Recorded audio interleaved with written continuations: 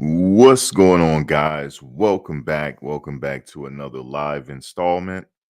I am your host, Max. Welcome. We are in week 7. We are facing Stanford this week, Friday. I'm about to say Saturday, but we're facing Stanford. So we're going to talk about that. But mainly, I'm going to focus on Coach Prime and his press conference, his weekly press conference. And he answered a lot of questions that some of us had. And I'm glad the reporters were able to get some of them questions to him that we had. And one of those questions was Alton McCaskill. And he answered that question. And it's interesting. What he had to say was very interesting, but he did answer that question. And so we're going to look to see more touches from Alton McCaskill this week, I think. But we'll see. We'll talk about Travis. Travis is back. What's interesting about Travis is when he was at practice, he didn't have a yellow caution jersey on. So that means he's cleared to play. And also, coach said, depending on how his wind is, he got to build his wind back. Meaning he got to get in game shape. And if he's in game shape, he's going to play. Now, Travis is going to want to play. It's going to be hard to keep him off that field. So I look for Travis to play Friday. He's going hard in practice too. And just like I had said previously, they're going to fit him with a vest, probably a Kevlar vest. And that'll protect that rib cage area where he was injured. So they're going to fit him with a vest, and he's probably going to get out there and play. I don't think it's going to restrict him any. With technology now, these vests will, it'll have you playing. They play with these kind of vests in the NFL all the time.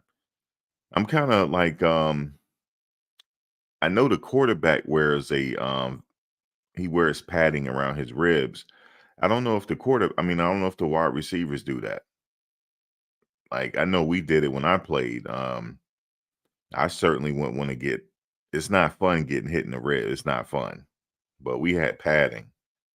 And but a lot of these players, they don't, they wear very little padding, especially the receivers and their legs. They don't wear no padding on their legs, anything. Old school, we used to wear padding everywhere, but now they don't. I guess they don't want it to restrict them from running, so I get it. But anyway, so he talked about that. He wants to get ready for the Stanford game. He says Stanford's a lot better than we think they are. So, which means that he don't want the team to get complacent, thinking that this is gonna be an easy game. So, now Egan Carey. Now Egan Carey. Right before training camp, I believe, or something like that, he announced that he's not going to play with the team. He's going to continue his studies. And I remember saying this. I said he's buying himself time. He doesn't want to play for this team, but he can continue his studies, right? On scholarship. But then after the season, he'll hit that transfer portal. He's probably continuing to work out and stuff like that. And he's going to hit the transfer portal. And he just announced it. It says here the Colorado Buffaloes are about to lose one of their defensive talents. Well, they're not about to lose. He wasn't playing anyway. And also a tight end announced right around the time Egan Carey announced that he's just going to focus on his studies. But they're going to mention that other player in a second. But it says the Buffaloes are about to lose one of their defensive talents. One of their defensive talents. I like how they write that. But he's already said he was gone already. But according to a recent social media post, the Buffaloes linebacker Egan Carey plans to enter the NCAA transfer portal. The inside linebacker from Bakersfield, California, also had a message to the fans of the program attached to his announcement.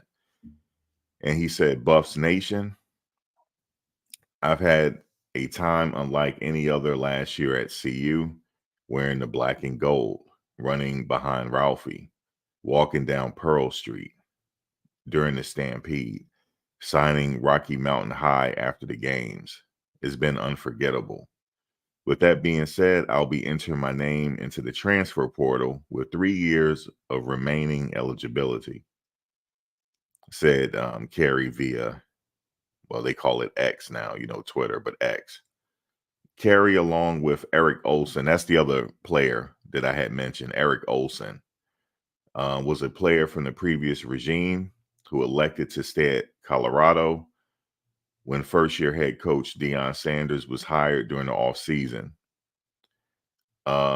He stuck with the Buffaloes throughout spring practice and ultimately decided it was not in his best interest to continue to play for the program going forward.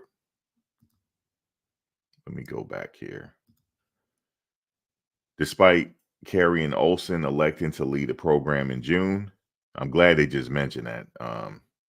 They lead the program in June. All players are allowed to stay on scholarship as Colorado students, but they did not count against Sanders' 85-man scholarship player limit.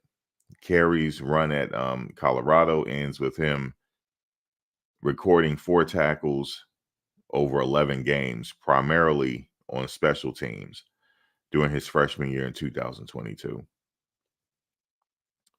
What else they said here? Yeah, so when he announced that back before, when he announced that back in June, I had said, well, he's probably gonna, instead of making a quick decision like some players, they enter the transfer portal and they had to go find some place else. I said he's gonna buy himself some time. That's what I would do. I would buy myself some time. I would relax. I would work out. I will contact some teams around the country, see where I'm best fit, and see where I can be able to play at. That's what I would do. And that seemed like that's what he did. And so Egan Carey, he's entering the transfer portal. So speaking of the transfer portal, it's going to be very interesting when the season ends. When the season ends, the transfer portal is going to lighten up. If you think the transfer portal was the talk of the town this time around, no, it's going to be the talk of the town after this season end, because now Coach Prime has 1 season under his belt in the Power 5. And he also has some momentum. They won some games, and other players and recruits around the country, they see what they're about. They see how they tackle the media, and some people might want to be a part of that. But here's what I'm interested to figure out. Now, I'm going to play Coach Prime's press conference in a second, but he said, half the players that are in the transfer portal right now, half the players, they're not even in the transfer portal yet.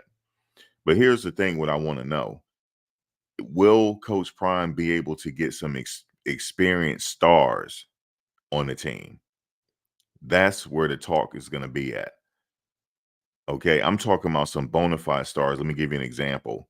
When the transfer portal hit, one of the biggest headlines to come out was Bear Alexander.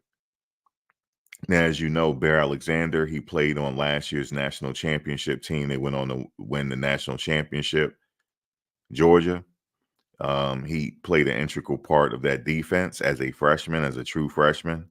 He decided to enter the transfer portal after the season, or after that championship, and he decided he's going to USC. Now, he's a star, and it was also another star that USC was allowed to pick, that was able to pick up, and that was Anthony Lucas. They were able to pick him up. These are some bona fide proven players already. Okay. Will they be able to get some of them? Okay. Now there's a lot of talk about this offensive line. I'm going to talk a little bit more about the offensive line as well, because I went back and watched the game, and I went and watched the game again, and I can tell you with everything that I know, Shedeur didn't have a shot at getting rid of that ball. It was just like the last game. These defenders was on him right away. And of course, there was a few occasions where he was able to run, but he's not going to be able to continue this. I don't know how much longer. I mean, this kid is taking a beating here. They have to address it. They have to, because if they don't address it, this Stanford game is going to be close, because every team now, they have the blueprint to even stay with them. They have the blueprint. Now, we could say TCU really didn't have the film yet. They didn't know all these. They got 70 players in from the transfer portal, right? Over 70 players come in. He had a few junior college as well, but they didn't really know what this team was capable of doing and what plays were they going to run and what it looked like. But after the TCU game and Colorado State and Nebraska, and teams have some film now to go on. It's okay. This is what's working for the other teams. Let's do the same thing. So look for Stanford to do the same thing. They're going to throw the house at them until they correct it. Until they correct it, it's going to continue to be exploited. And this is not me talking down on the team. It's just everybody see it. It's just what it is. And even Coach Prime said that he's tired of Shedeur having to put his cape on and save the team. Well, he's not just Shedeur saving the team. There's a few others that saved the team. We got to go back to the last game for a second. It wasn't just Shedeur that went Brady mode. You got to go back and look at the film again, because the film doesn't lie. It started with Xavier Weaver. That's where it started. When he ran back, he had a nice kickoff return, nice punt return. Was it punt return or kickoff return? Whatever. When he ran it back, he didn't run it, take it to the house, but he got them beyond the 50-yard line. That's where it started. Well, close to the 50-yard, I believe, but that's close to the 50-yard line. But that's where it started. I think he got him to like the 40, 45 or something like that. But that's where it started. Number two, Javon Antonio. As a quarterback, he can throw it, but the wide receiver has to catch it. And he caught a big pass. Okay. And number three, Alejandro Mata. He was able to seal the deal. So that's how they won, right there. It wasn't just one person going Brady mode here. It's more than one person went Brady mode, actually. Mata, you got to put Mata in that category as well. So, but what I noticed was when he threw it to Javon Antonio, he already knew what he was getting ready to do. He already knew he was going that way. He already knew. So it was going to be hard for them to sack him, because he knew where the ball placement was going to be, because he's very accurate. That's one of Shedeur's gifts. He's very accurate. The eye-hand coordination. He's very, very, very accurate. He probably talked about it and said, look, this is where you just run to there, and that's where it's going to be. That ball is going to be there. And sure enough, when the ball was snapped, he didn't have that long to throw it, because they were coming at him. And he threw it, and Javon caught it. Now, I'm not saying that the offensive line has to give him more than 3-4 seconds. You got to give him more than a second. You got to. This is for anybody in the sport to be able to compete. You got to give him more than 2 seconds, man. You got to. And there was a few plays where the man just got beat. He just got beat, and it just easily got beat, and they went to Shedeur. Now, my question is, like, are they tired? Because I don't know if they subbing out. I don't know if they sub their offensive lineman out, because it was also hot out there too. But I don't know if they sub them in and out. Like, maybe they need a break.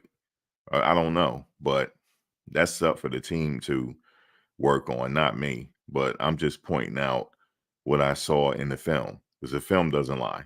I went back and looked at every sack. He did not have a shot. In fact, that's why he had to run it. He had no other choice.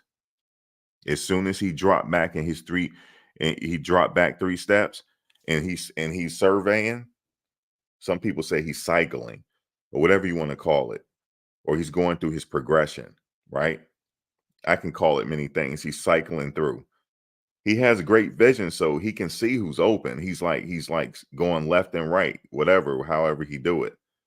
And he's figuring out where he's going to go. He's looking at what the defense is giving him, but he's not given a chance to make the throw. He's not given a chance. It's not that he's holding on to it a long time. He's not. And I know people say, well, you don't know what you're talking. No, I still have the game on my other channel. I can go back and watch it. He's not given enough time to get that ball out of his hands. Even Tom Brady wouldn't be able to do nothing. He wouldn't be able to do anything unless you're just going to okay, tell the wide receiver, okay, you see where that 50 is, right? I need you to be right by that 50. I'm just going to throw the ball there. That's the only thing he can do if it continues like that.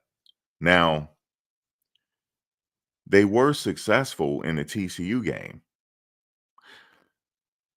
So what went wrong? Maybe it's just that TCU wasn't throwing the house at him, but he still got sacked though. But he was able to get out short passes. Also, that one pass with Dylan I think it was in the flat, and he just took off. And one thing I could say about the offensive line, they can run block. They can. They're not that bad actually. I see they have a running game, but I guess the coach. I don't know if the coaches were thinking, damn, if they can't protect Shedeur, how do we have a running game? Or it could have been a situation where they abandoned the running game because it was so far behind. But any way you look at it, I don't know. That's just up to your observation. But they have a running game. They do. Um, Now, I don't know. Like I said, I'm not privy to the inner workings of the team.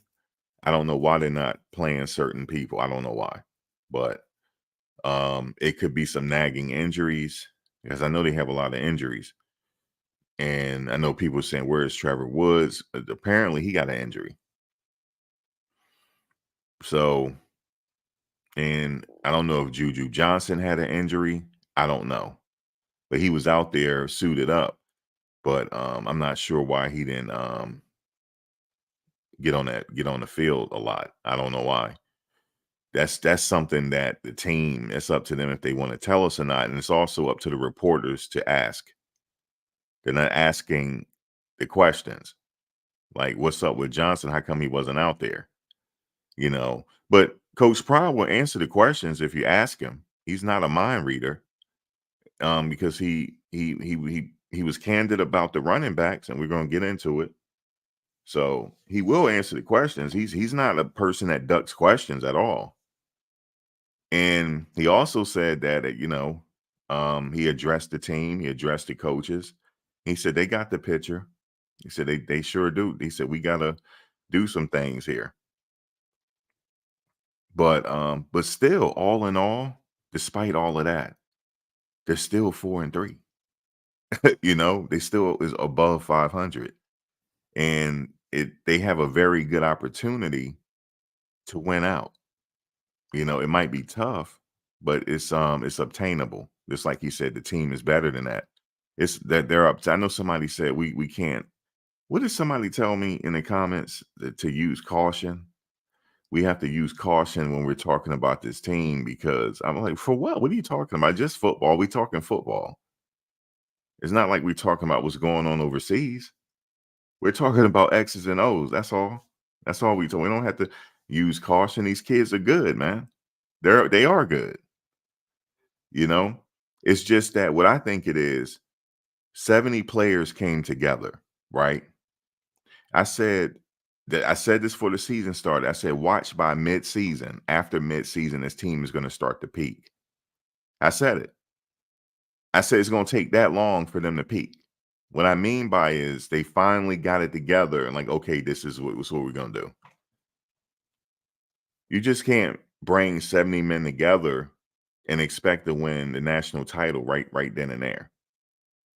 There's some things that got to take place first. And we still don't know. There's still some players that haven't played yet. We might have some undercover stars out there that they still haven't tapped into yet. I don't know if they're going to find all that out this season unless, there's injuries or something like that and people have to get in the game. And then so yeah. But I know somebody also said they got to find the right combination of players. That might be true, but you have to what they're doing is they just have to just play the hand they're dealt and see what happens. But despite all that, they're still winning. So imagine if they had 2 years together playing. Imagine if this was the second year with all these players together. I guarantee they wouldn't have the problems that we're talking about. They wouldn't even have it. So, especially if they're not injured as well. They have injuries. So you got to factor in the injuries. And then some players are working back from injuries and they're still winning. Imagine if they weren't hurt and they had more than a year to play together. They would be undefeated right now. Easily. They'll be undefeated. Undefeated. So that's what I wanted to say there. Now, let's see what Coach Prime talking about, his weekly presser. Exploratory studies. Arizona State CU has now played in front of a sellout crowd in each of his first 6 games, longest stretch in history. Stanford game will make it 7. Red zone. All right, stop right there. That's a plus in itself. That's a win right there. Number one, they already beat Nebraska, right? That was a rivalry game, right? They had to beat Nebraska, so that was important to the fans. They already beat them at home. But never mind that. Every game that they play in is a sellout. Every single game. Every single game. And it's not going to change next year. It's going to be the same way. It's just because of him. That's why. You know how these players say now, I'm him? No. No, you're not. No, you're not. No. You know how people say, I'm him? No, you're not. He's him. The only person else that can probably wear that title is Bo Jackson, in my mind, or Tom Brady, or Joe Montana, Jerry Rice, Warren Sapp. These are gold jackets. They're him. Everybody else is still pending.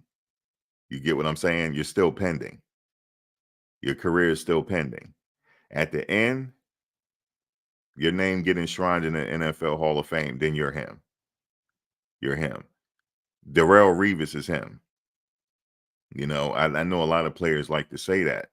I am him. No, you're still proving yourself. Everything in football has already been done already, except for what Bishop is doing. I haven't seen that in a long time. That right there has surprised. I haven't seen something like that in a long time. I have seen big men that are fast. I have.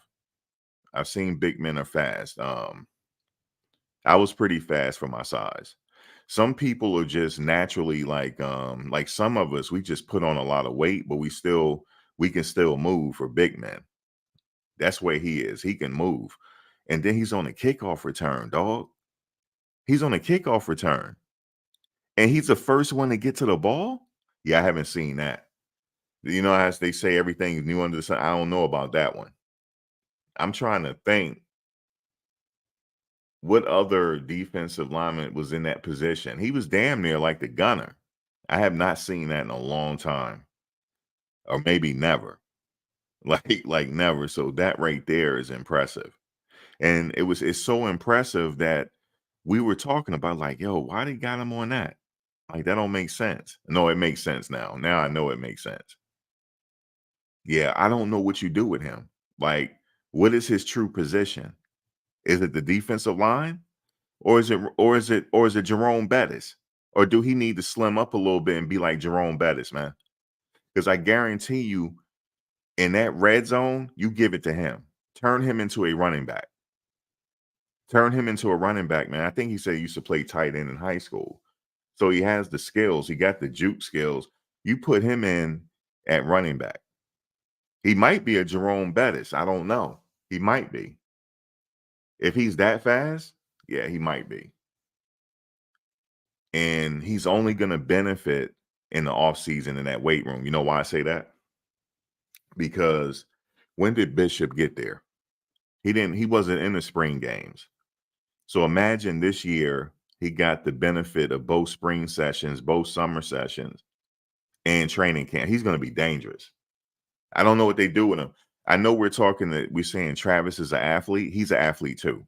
He doesn't have a position. He's an athlete. I'm convinced of it. He's deceptive. He don't look like he's that fast. But my God, and here's another thing I want to point out. Him and Tyler Brown raced each other in practice, and Tyler beat him. And he's offensive lineman. If I was a scout, I would write that in my notes because he's a steal.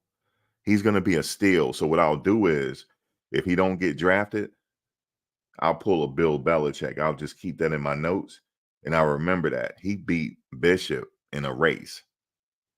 So how fast is he? And what is it, like 320? God, we can use him right now. Definitely could use him. Oh my God. But anyway, Bishop is an athlete, man. So let me go on with Coach Prime. Offense is killing the game, 100%. Mata. Pac-12 Special Teams Player of the Week. Hit fourth quarter field goals of 42 and 43 yards. I believe in Mata from day one. That's why he's here. Mr. Bassett, Ray Guy, top performances of the week, average almost 50 yards a punt, 49.6. Wonderful. Shedeur is Shedeur. Oh. Not only did Bassett do the punts, he also held the ball for Mata to kick it. So he had to be locked in too. See, all these mechanics had to take place for that's why they say it's the ultimate team sport. He was the holder for Mata under all that pressure. It didn't matter. You can tell if you go look at it, it was almost like it was just him and Mata in the stadium. They didn't hear anything. Crazy, man. Calm down after last week's okay, game. calm down. So let's go. Hey, Coach Tyler Kingman. How you doing, sir? I'm good. How are you? Excellent. We saw Travis Hunter back at practice Yeah. yesterday. Is there a chance he could play for you guys this week, or are you still hoping to hold him out until after the bye week? That's a tremendous. Is there a chance? He's out there with no yellow Carson jersey on. Yes, he's playing. Yes. Yes, and he's out there catching Pat. Yeah, he gonna play. Yep, he's gonna play. I'm just calling it right now. I'm just gonna go out on a limb and say that. I'm just gonna risk it all. Yes, he's playing. Okay, look, I don't answer it for Coach Prime. Or yeah, he playing. Yep. Yep. And he's a difference maker. So yes, yep, he playing. There you go. Coach Prime, you ain't had to answer that. This chance he could play. It goes by how he looks, how he performs in practice, how his wind. Yeah. He has to be in shape. I don't want him to be a liability. I want him to always be a tremendous asset. And Travis, he came to me yesterday morning saying, "What more can I do to help us get to the point that we need to get to?" What more do you do is get on that field, son. Alex, son, how you feeling? How you feeling that? How you feeling? We got you a vest? Okay. You're gonna put that vest on, right? Okay. How you feeling though? You twist this way, is it hurting? Whatever. You good? Okay. Yes, you on that field. Yes, you are. So I love the team aspect of Travis 100%, but I hope he can play. That was gonna be my follow-up question. Like with an injury like that, it's a tricky one. What is that? Is it just getting back into shape? Is that the key to just getting cleared by the doctors? Is that what it needs? Well, he's cleared. He wouldn't be practicing. Practicing if he wasn't cleared. He's cleared, and he has protection on and secure those areas. But the game is the game. The game is a violent game. It's a vicious game. It's a very physical game. But Travis is also physical. Yes, sir. Last week on Saturday, at the conclusion of the game, Arizona State running back Bo Scadbo walked off the field to play. An assistant coach said something to him, and then he immediately turns and runs back into the field to play. Is there a concern that these cheap shots are going to start getting out of hand? I don't know if your analysis of that is correct. I don't know that because I hadn't seen it. I can't say the assistant coach told him to go back and do something crazy. I'm not going to go that far. All I know. Yeah, I don't know who you think he's talking to here. Like, he's not going to answer that question because he can't prove it. Maybe the coach said, son, the play ain't over yet. Get back on the field and make a play. It ain't over yet. That's probably what the coach said. It's not over yet. Don't walk onto the sideline to the whistle blow. And if he took a cheap shot, I don't know. I didn't see it. But if the coach did tell him to take a cheap shot, that's messed up. Or whoever told him to do that. But I don't know. It's hard to prove that. Is Coach Dillingham and I spoke as early as Sunday, and we're good. We're good. Mood point. We're good. Coach Packer, Associate Press. Two-parter. I know you like to do both. Let's do one first. There you go. Full eligibility, starting to creep in the picture a little bit. How big a deal was that when you got here? Was that like one of the top goals? We want to win. I don't give a damn about no bowl right now. We want to win. If that's part of the packages at the conclusion of the season, winning, I'm all for it. Thank God when I was in college, we had the opportunity to go to 4 straight bowl games, which was a true gift. It was wonderful. Me and my teammates enjoyed it. They had wonderful packages of bags full of gear and all sorts of things. Surprise. He's right. That's nice and all. The bowl game, of course, that's what they want to do, but you got to win and get there. So right now, Stanford is what they focused on. Prizes for you, and it was a great time. But that's one of my least concerns right now is the bowl. Let me please get on the roster to ask these questions, please. Can I please get on the roster, please? We're not talking bowl games right now. We're talking Stanford. Okay. But they did mention McCaskill, so that was good. Oh. And then my follow-up would be is hot garbage the next trademark? I'm not the one that actually trademarks everything, but I have a tremendous team that does. Oh my God. Somebody probably already beat me to that. No, I looked it up. It's good. I'm probably somebody's gonna beat me to that now. Hey, Coach, Jimmy Searfoss, 147 Sports. We saw a commitment in the recent days. What are you hearing from recruits at this point this season? I think we're looking good right now. See, I'm not in it for the best recruiting class or this. We got to recruit what we want and what we need. I don't give a damn what type of star they have besides their names, because once they get here, that star is gone, right? Right. I have yet to hear anybody say touchdown pass by Shedeur Sanders, 4-star recruit. Nope. Right. That's over. Once you get here, that's over. So I don't really care about that process, but you know how important the portal is for us. You can't even, all the guys that's going to be in the portal is not in the portal yet. So Right. I love it that we're very attractive right now. We're very attractive right now to recruits, and they're contacting us better dozens. We're good. We're good. We're right where we want to be. Great question. Yes, sir. Hey, Coach, I'm Kenneth Lowe from KGNU Radio here in Boulder. And speaking of recruiting, I was just wondering if your recruiting plans have anything to do with recruiting locally, like Boulder High School. What is up with these questions? They're right there, right? Ain't hard to find. What is up with these questions, man? If there's a good recruit that they can get that's local, yeah, they'll go for him. Of course, they'll go for him. Not hard to find. Hi there. Ariel from right. Yeah, well, I mean, like the great rapper Hope said, allow me to reintroduce myself. My name is okay. Yeah, go ahead, sis. Go with your question, please. Had a lot of criticism after games saying that you're disappointed in the effort. I have a lot. You're disappointed in the effort with certain groups. I've been critical. Absolutely. Yes. And so is it about time to start kind of calling out certain groups and calling out certain groups? That's what she said. Don't you think it's about time for you to start calling out certain groups? That'll mess the team up. If he go publicly and start calling out certain groups, the season is over. Over.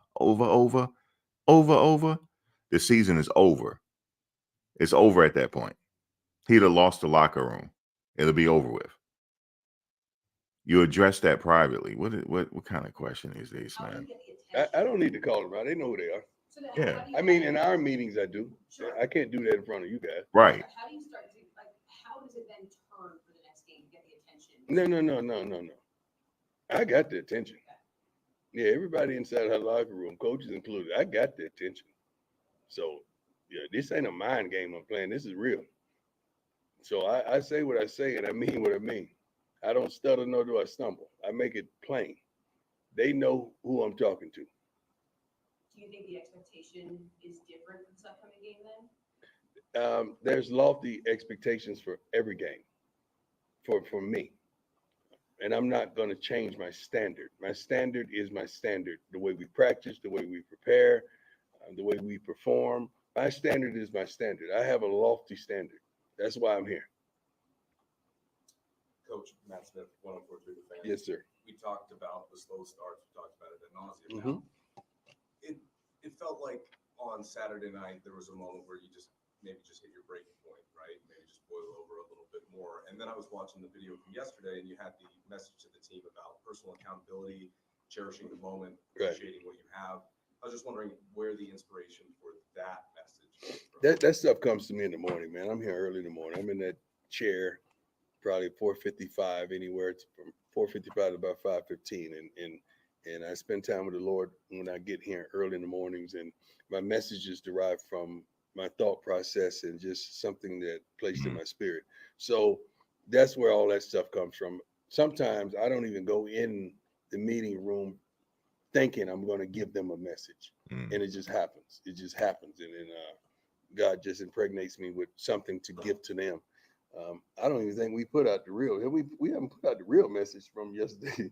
We're gonna put that one out. There's a whole nother message that you're probably gonna see today. Just furthermore on those slow starts, Mm-hmm. is it a challenge that you embrace? I mean, Excuse me? Is it a challenge? No, it's that you not a embrace? challenge. It's not becoming of us. It's ridiculous. You Do shouldn't have. embrace it personally. Do you embrace it personally? No, I don't embrace it. I hate it.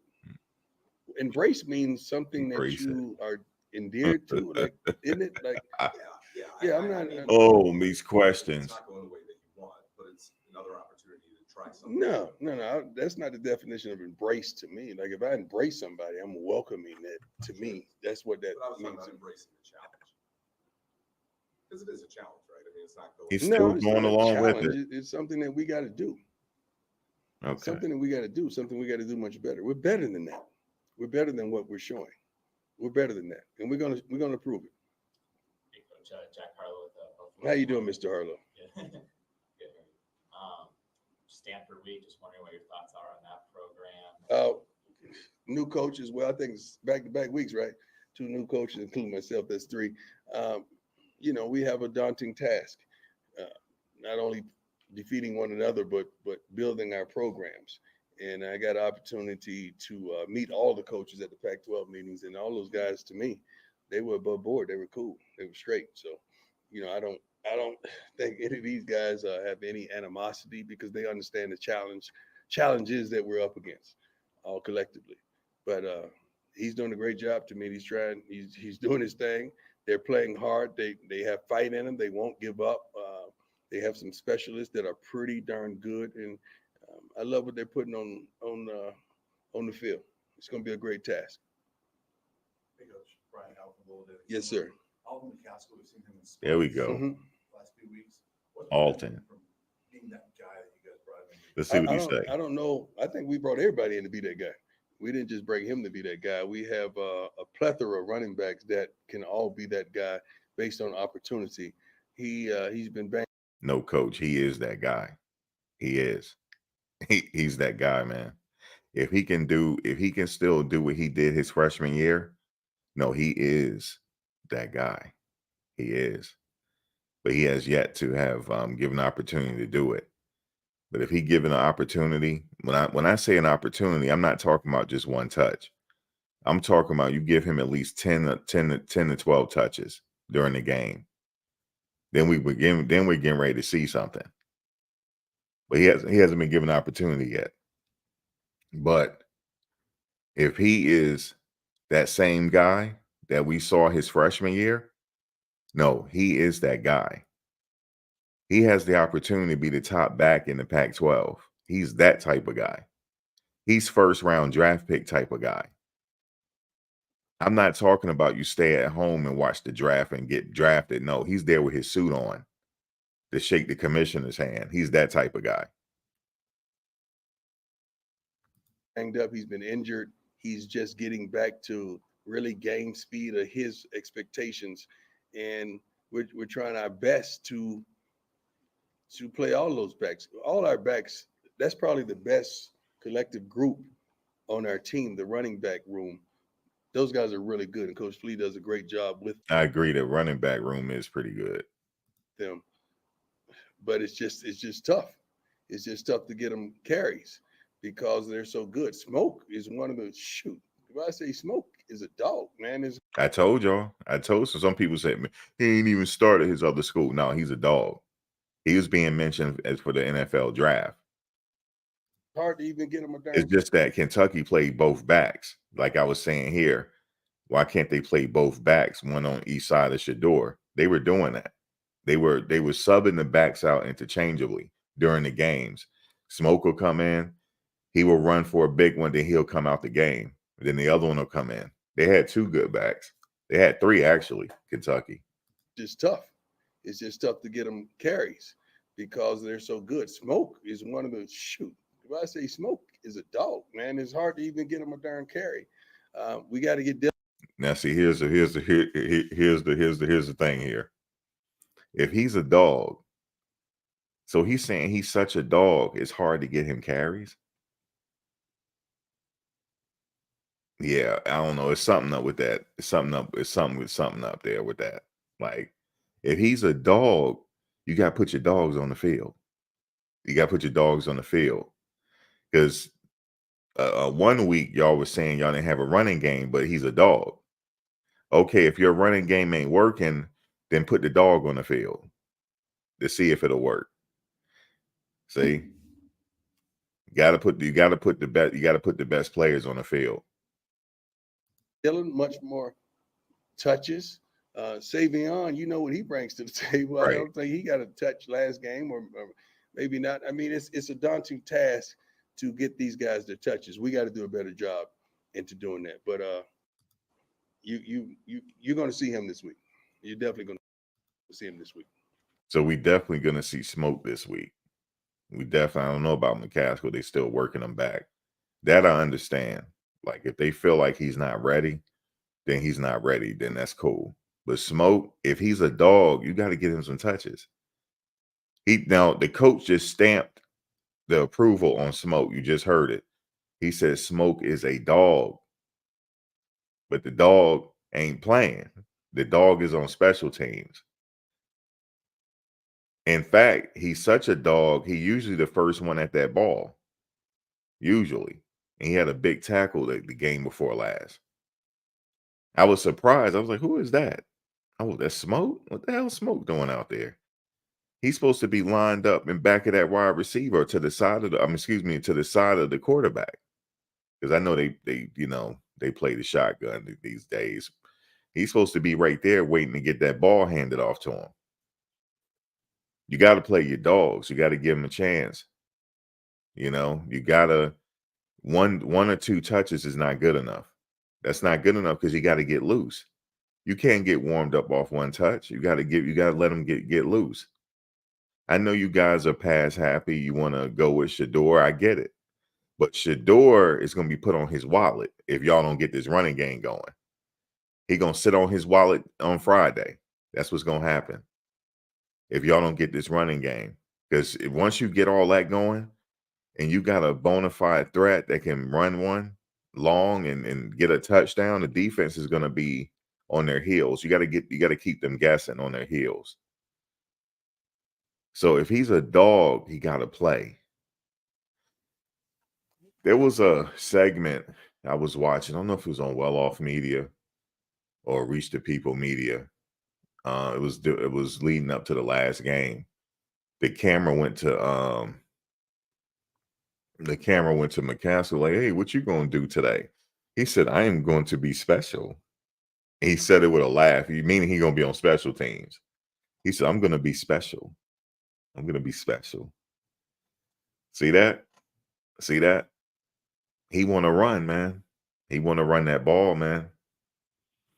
He want to run that ball. Smoke want to run that ball too, man. And maybe it's not enough football to go around because the running back room is really that deep because Hankerson is doing really well. So what do? You got to get a person a shot, because how do you know he could have a breakout game and run for 150 yards? And you ain't got to worry about Shedeur sitting on his wallet. You don't got to worry about it. He won't get touched. He might get touched a little bit, but he ain't gonna get sacked that much, because the defense don't know if Alton or Smoke is gonna run it. They don't know. Or you throw them in the slot, so they got to be on their heels. Yeah, I feel what Coach Prime is saying. We got to do a better job getting these people playing. You heard what he said. So now I'm not just talking trash. It's coming from the head coach. It's coming from the head coach, man. I know what I'm talking about. I do. You know what I'm saying? I can read it, just based on the personnel on the field and their potential. I'm telling you, man. He said it right there out the horse's mouth. He said, we got to do a better job in playing these players. That's what he said. And then guess who that come down to? That's the running back coach.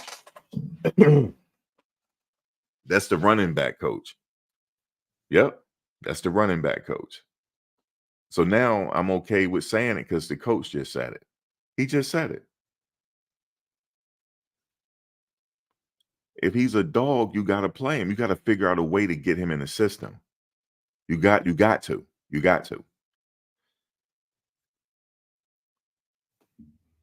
But see, they didn't have to worry about that because Travis was out there. They didn't have to worry about all that. But now he's not out there. They got to go to other weapons. See, and reason why I say that is because when he's out there, you can also use him as a decoy, because the defense is worried about if he's going to make a big play or not. And they might let Xavier slide through. And he's wide open, or Jimmy is wide open.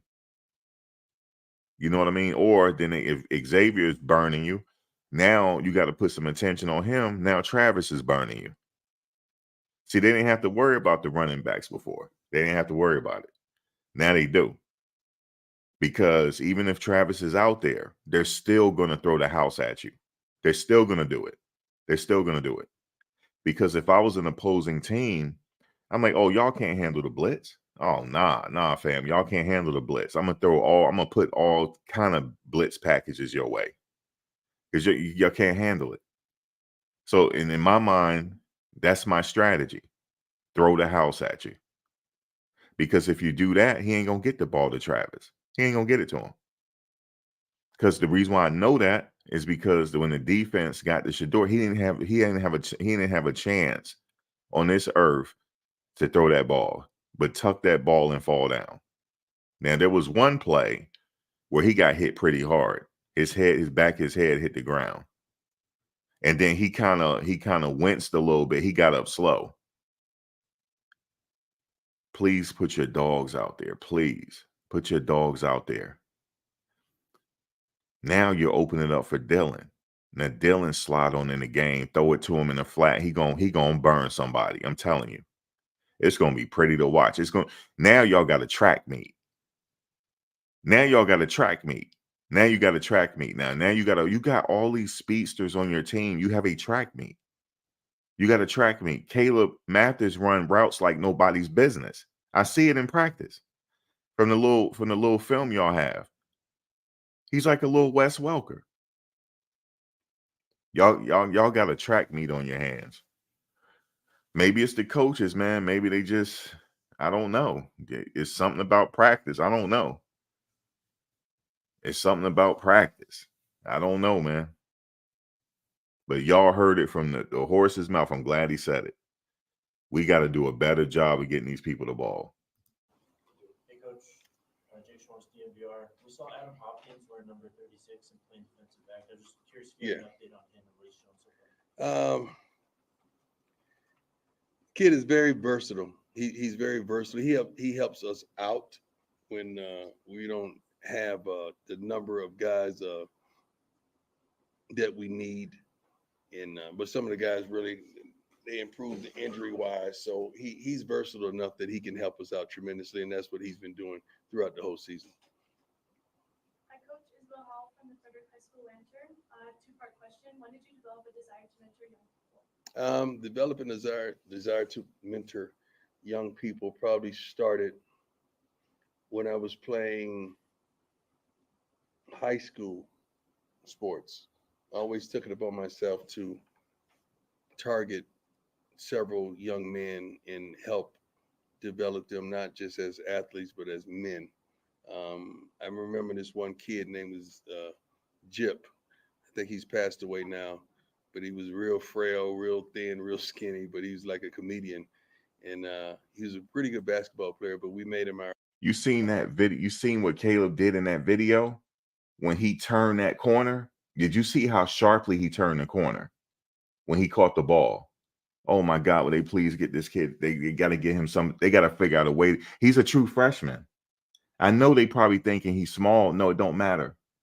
Dave Meggett was small. The shit. Dylan is out there and he's small. That don't matter. That don't matter. This kid got skills. I see it. Oh my God, I saw it. Like it's the way he did it. It's very hard to cut like that. He just like he just cut. There's no way you can defend that. There's no way you can defend him doing a slant pass. There is no way. Shedeur can throw it to him all day long. All day long. He would not get you just dump it off to him. Man, they got a lot of weapons, though. I give it to them. They do have a lot of weapons at wide receiver because Jimmy Horn, he's a threat to take it to the house, him and Weaver. And we saw it when Weaver did the kickoff return. They're threats to take it to the house. So, but you got to get, I don't know, maybe just not enough ball to go around because all the wide receivers are good, man. Every last one of them. Like I had said before the season started, I don't know how they got all these people because they're all good. I haven't even seen Wasim play yet. And I know I'm butchering his name. What's his name? Wasim, the freshman. Oh my God, he's good. Man, he's good, man.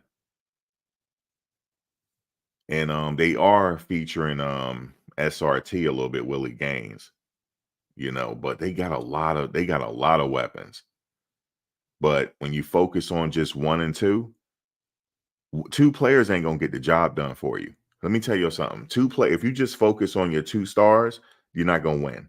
You're not gonna win the big one. You need how Coach said, you need a multitude of stars on that team. You need a multitude of stars so you can change them out. One can be a decoy, one is open, another one is open, whatever. They got so many options, man. They need to come up with new plays. They got so many freaking options. Damn, they do. They got a lot. They do. Our water boy on the high school football team, but he was my dog. Nobody would mess with him. And, What do you like most about the mentorship role? I like that. Great question. Hey, Coach McMillan, Fox 31. How your leg doing, man? Making progress. I think I could get you right now.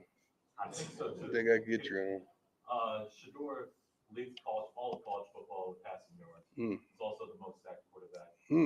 I'm interested, how were you able to teach and develop mental toughness? But because to be able to sit in the pocket to extend plays, knowing that hits are coming, and still be able to make plays, how were you able to instill that mental toughness? When we start, Shedeur has always played quarterback. I started Shedeur off really learning him the defenses. So we would get it home on a board and write up all the defense because he also played both ways, young and youth played strong safety or defensive end. So he always understood the intricate details of all the defenses and just mental toughness and physical toughness. Shoot, he's a darn Sanders. That was understood around the crib that Yeah, thank you. you're going to be mentally and There it physically is. tough. Asad Wasim, man, go look at his highlights, man, if you don't believe me. My God. They got a lot of weapons. Shiloh is the same way, and they grew up, 2 years apart. But he's always been that type of young man. But more than that, he's always understood the moment and the timing of the moment. And he's always been able to maximize it. I'm proud of him on that aspect. And he don't, Shedeur don't complain. It's easy for him to come up here and sit up here and say, I'm getting hit left, right, in between. Like he's sore right now. I know he's sore because he's in the hot tub and he's doing things to make sure his body is straight. But he does not complain. He's not going to throw his lineman up under the bus. He's not going to do any of that. That's just who he is. You said, can Travis maintain the rest of the season going both ways? We'll see. We'll see. But that's just what he does. He play offense and defense. Like, what are they gonna do? Make a decision and say you just play defense? He gonna want to play offense too, because you can use him on offense.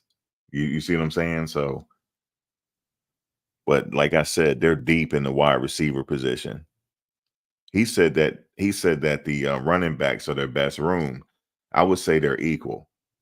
The receivers and the running backs are equal because they're all good. I don't know how you play them all. You just flip up a coin or something, and like, okay, you start. Okay, that's how they do it because they all could play.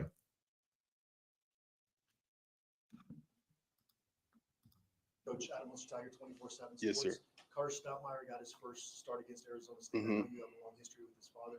Could you kind of share your history with him and what your impressions have been of him so far? Well, Carter would have probably been starting, but he sustained an injury that kept him out for a couple weeks.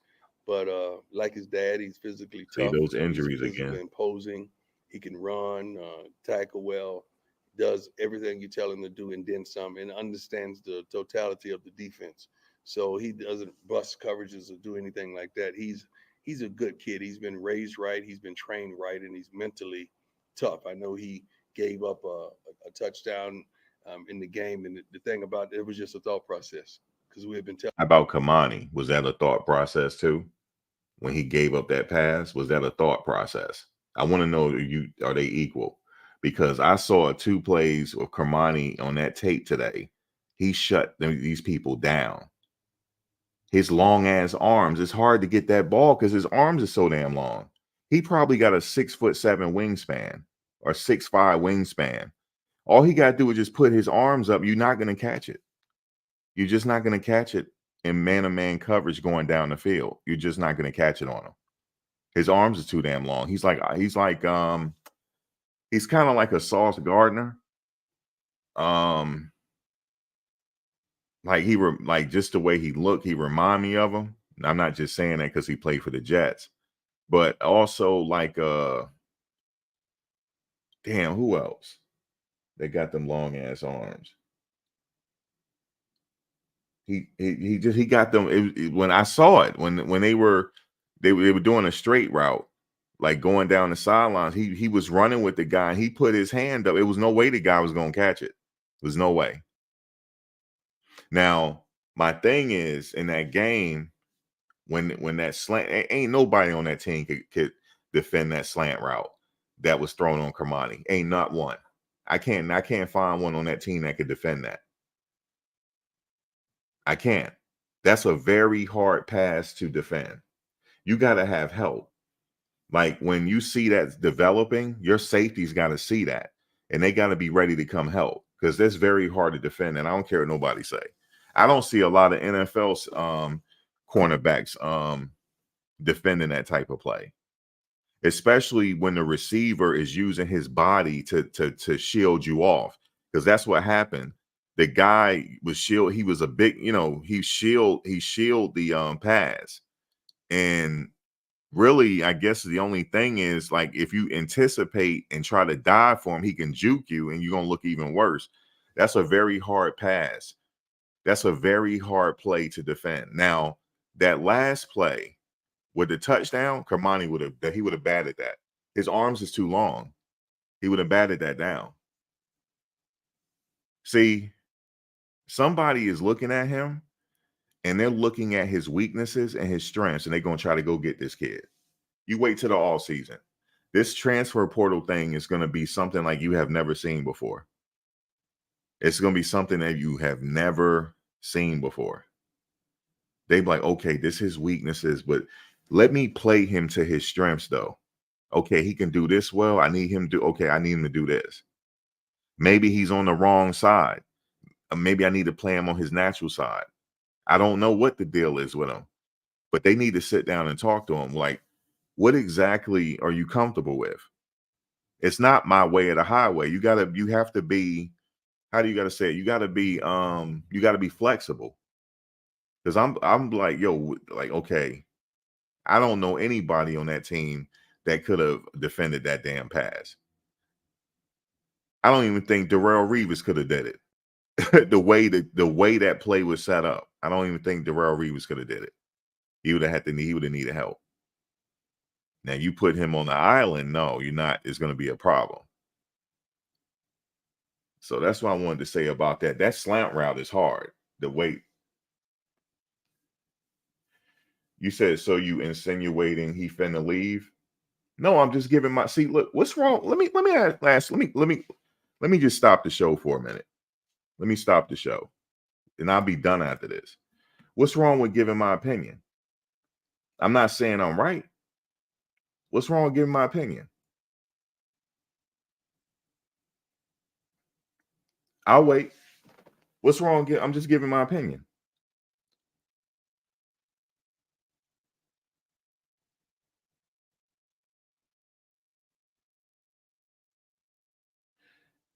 What's wrong with giving my opinion? That's what I'm asking you. I'll wait. See, we live in a society where, folks, you have to have the opinion of the majority to fit in. That's not me, especially my age. I'm older than some of those coaches there. I can talk however I want to talk. I'm not trying to be in these coaches' face. I'm sitting here giving my opinion. I'm not saying nothing bad about the team. So, no, I'm asking Champ, since you want to sit up here and talk, what's wrong with giving my opinion? Okay, if I said watch and see, that's my opinion. Is that a crime for giving my opinion? Yes or no?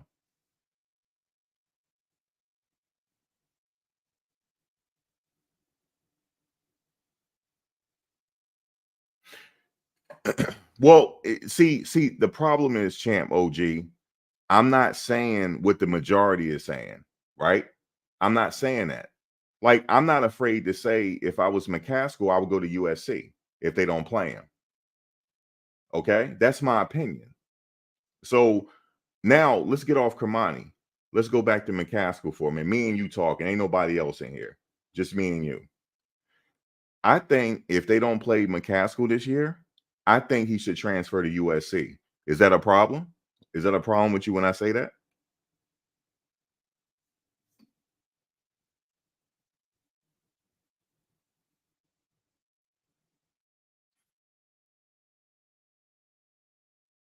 Okay, so why are you saying, well, why are you? So what's wrong with players leaving Coach Prime team? There's nothing wrong with that. He's going to get more players. What's wrong with it? People are going to leave. We just saw Egan Carey saying that he's leaving. Some players are going to transfer. That's just the nature of the business. That's the nature of the transfer portal. I didn't say anything wrong. You insinuating. I don't have to insinuate nothing. I said the kid might leave. That's not insinuating. I said he might leave. If he feels like he's not happy and they're not playing him, and or whatever the case is, because he the one said it's politics, not me. He the one said it's politics. You said it, and you mistook it for. I don't listen. At my age, I don't have smoke for anybody. I don't believe in all that, like having smoke for somebody. I just have a strong ass voice. I'm sorry, I was born with this type of voice. I have a very strong voice. So when I'm assertive, it acts like I'm really aggressive, but I'm not. It's just the way my voice sounds. But me and you talking right now, because there's nothing wrong with what I said.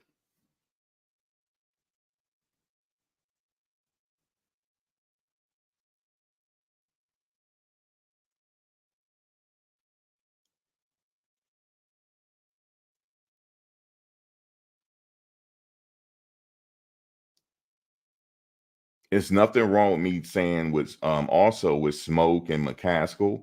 You just see Coach here saying they had to find a way to try to play these players. They got to find a way. Because if you don't play me and I got the skills of Alton McCaskill, yeah, I'm going to USC, baby. I'm going somewhere else. I'm not going to waste my time. I'm like, okay, thank you for the opportunity, but I got to go elsewhere. There's nothing wrong with saying that. Obviously it's not enough ball to go around there. You have a bona fide all-purpose running back. And then he also said Smoke is a dog. He also said that came out of his mouth. So if Smoke is a dog, you got to play the dog. You got to play him. And I bet you he agreed with me on that because he just said it. We got to find a way to play these players.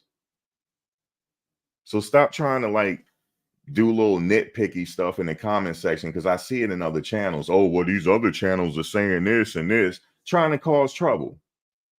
Being like a little chatty mouth church girl. You need to cut that out. You know what I'm saying? Everybody have a right to their opinion here. And that's all I'm giving. I'm not hurting nobody. I'm not dissing the team. I'm just not afraid to speak my mind. That's it. He was talking about Smoke too. When he said that's a dog, I believe he was talking about Smoke. He already had addressed Alton. He said that he's working himself back. He's working himself back into the rotation because he's coming off an injury. So that I could see. But if he feels like he's ready, you don't know. He knows his body better than anybody else. So if he feels like he's ready, I will give him a shot.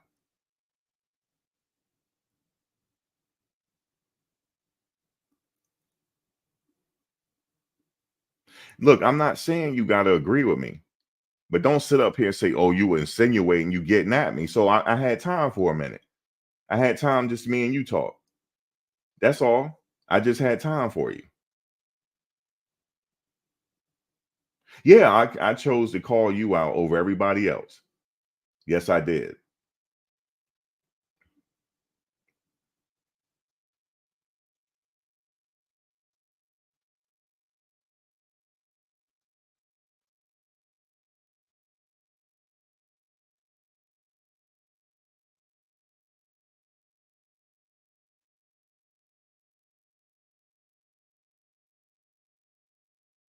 No, he just said he will play. I'm talking about before that. He didn't just miraculously say that he's a dog overnight. He's been a dog. He didn't just come on this press conference and say, oh, Smoke is a dog. He's been a dog. You don't just have that. That's not an opinion that you have of someone overnight. Oh, he's a dog. Well, if he's a dog, how come he's not playing? You see, that's all I'm saying.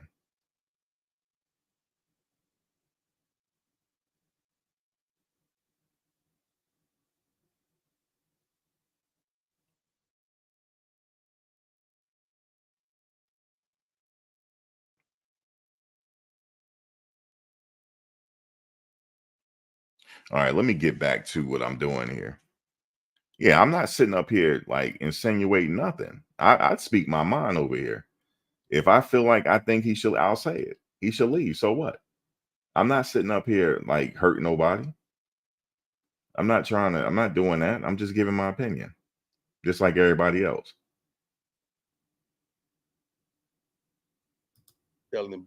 See, we have a thing here. If you give your opinion that seem remotely like you going against Prime, you're a hater. No, I'm not a hater. You know what I mean? I'm just giving my damn opinion. If he's such a dog, why you ain't playing him? But it's not just on him, it's his running backs coach.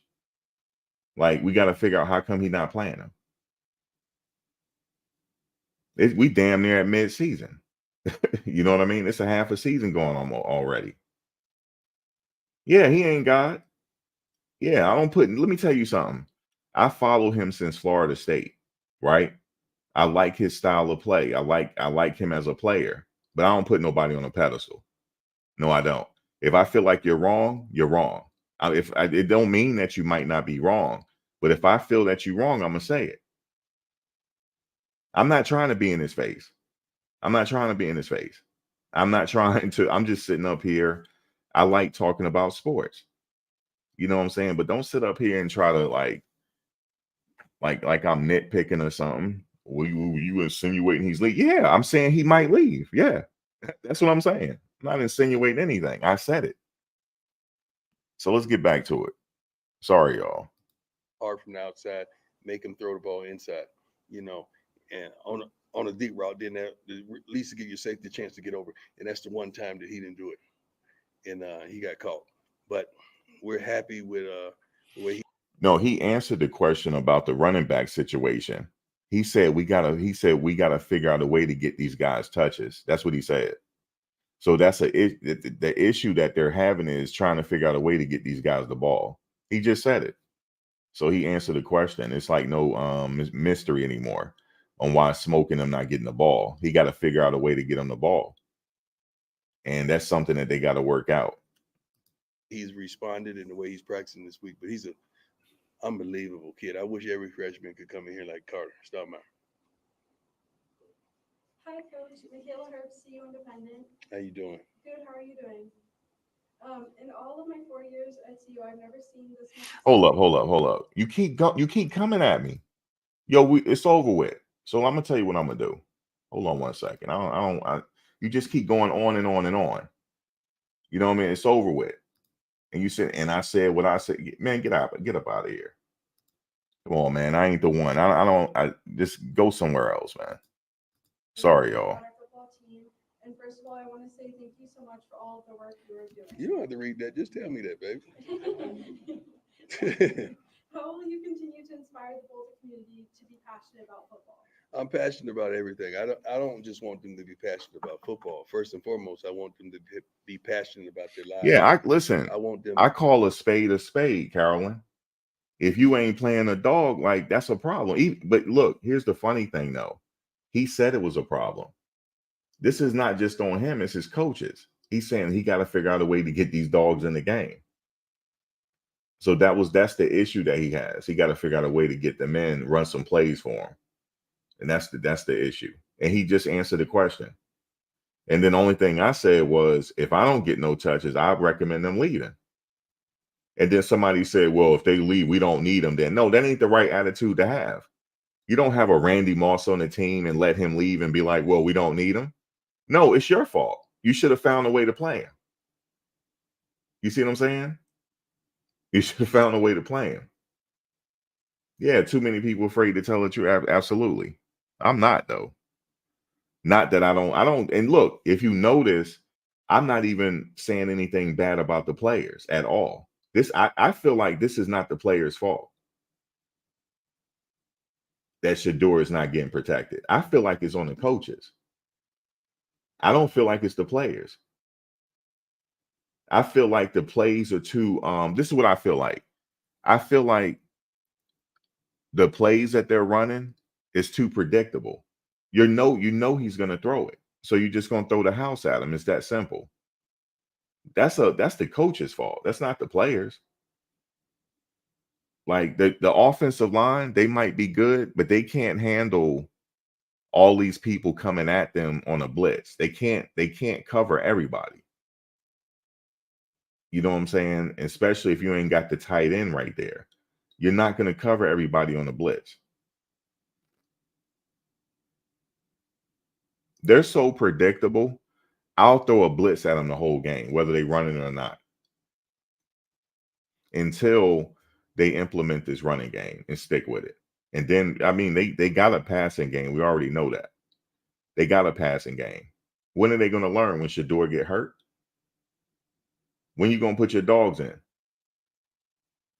You know, so yeah.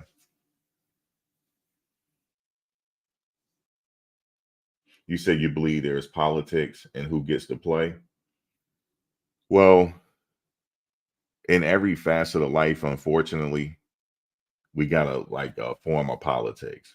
You know, when I say politics as far as playing, you know, if they want you to be in the playbook, if they want you to, if you're the first, let me tell you this, if you're the first person to show up to practice, if you're the last person in the weight room, and you're not even going out to parties. After the game, when everybody going out to parties, you back watching film. I guarantee you'll be on the field. Guarantee it. I know what these old school coaches want. Like, I know what Coach Prime, I know what he wants. I don't even have to know him. When he say that he old school, I know exactly what he wants. after the game, right, when everybody out partying, then he see me back in the film room studying the film, and me and the coaches in there watching film. And I might be fourth on the depth chart, right? I might be fourth on the depth chart. I might be on the, what do you call it? We used to call it the practice squad, but they call it something else, the scout team. I could be on the scout team or the practice squad, right? And everybody going out after a big win. Everybody going out with their girls and all that. I'm not trying to have no girlfriend. I'm trying to get to the NFL. I'm not trying to have no girlfriend. I'm trying to study film like Tom Brady. I guarantee you I will move from the fourth of that depth chart to number one on the depth chart. I guarantee it. It don't matter how talented you are. So this could be a situation where somebody is not watching film.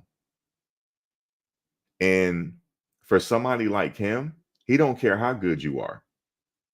If you're not watching film, you're not gonna get that much playing time. So I think that might be it. That could be it too. You know, and also Coach Prime said something else that stuck out to me. He said, when we're getting our asses beat, right? He said, I'm looking around the sidelines to see who's still in it. And I'm also looking in the sidelines to see who's laughing and joking and happy that we getting our ass kicked because they're not participating. You're not going to play. You're not going to play. So what would I do if I was a player on that team, right? I would study my ass off in the film, right? And if I was on the offensive line, I would apologize in advance. Like when we leave that general meeting, I would say to the defensive lineman, I would like to apologize in advance. There's no hard feelings, but like the guy said from Harlem Nights, somebody finna get an ass whooping. Somebody finna get an ass whooping. Don't take it personal. Don't take it. They might laugh at me, right? But I guarantee you at the end of that game, multiple fights would have broken out. Multiple fights. When I used to play, we used to fight every practice. And I'm like, Coach, why are we always fighting? And you not breaking it up?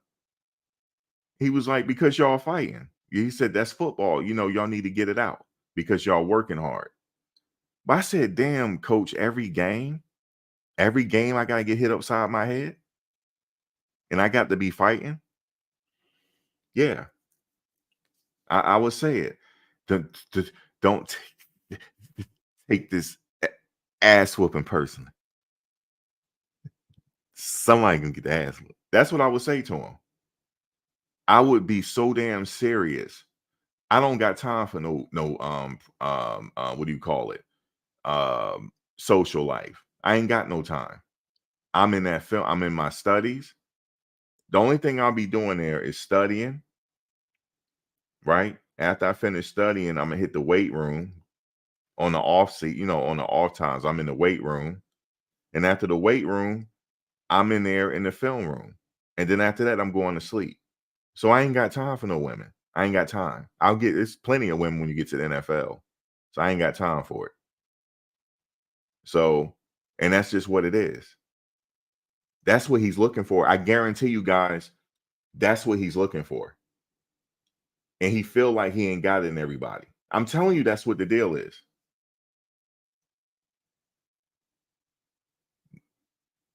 That's right. I'm 100% real with no preservatives added. I already know. I would tell, and then if I was a defensive lineman, but guess who he got it in though? Bishop. He got it because I can see it in his eyes. He do have it. He have it in him. He got it in McClendon. You can tell by looking at certain people's eyes who got it or not. Travis J has it. Travis Hunter has it. Shedeur has it. Shiloh has it. Look, after the game, right, they had won the game, and I had pointed out Shiloh for a reason. He's sitting up there beefing with the mascot. If that ain't old school for you, I don't know what is. He got an attitude. That's what I love about him. He got attitude. And what did they say? Shiloh stay up late night watching film. That's why he's always at the ball, because he watched so much film. That's why. That's what coach is looking. That's why coach said we need 8 more people for the national title. If he get those 8, all he need is 8 people with the mentality of Warren Sapp and Ray Lewis and Mike Singletary, Lawrence Taylor.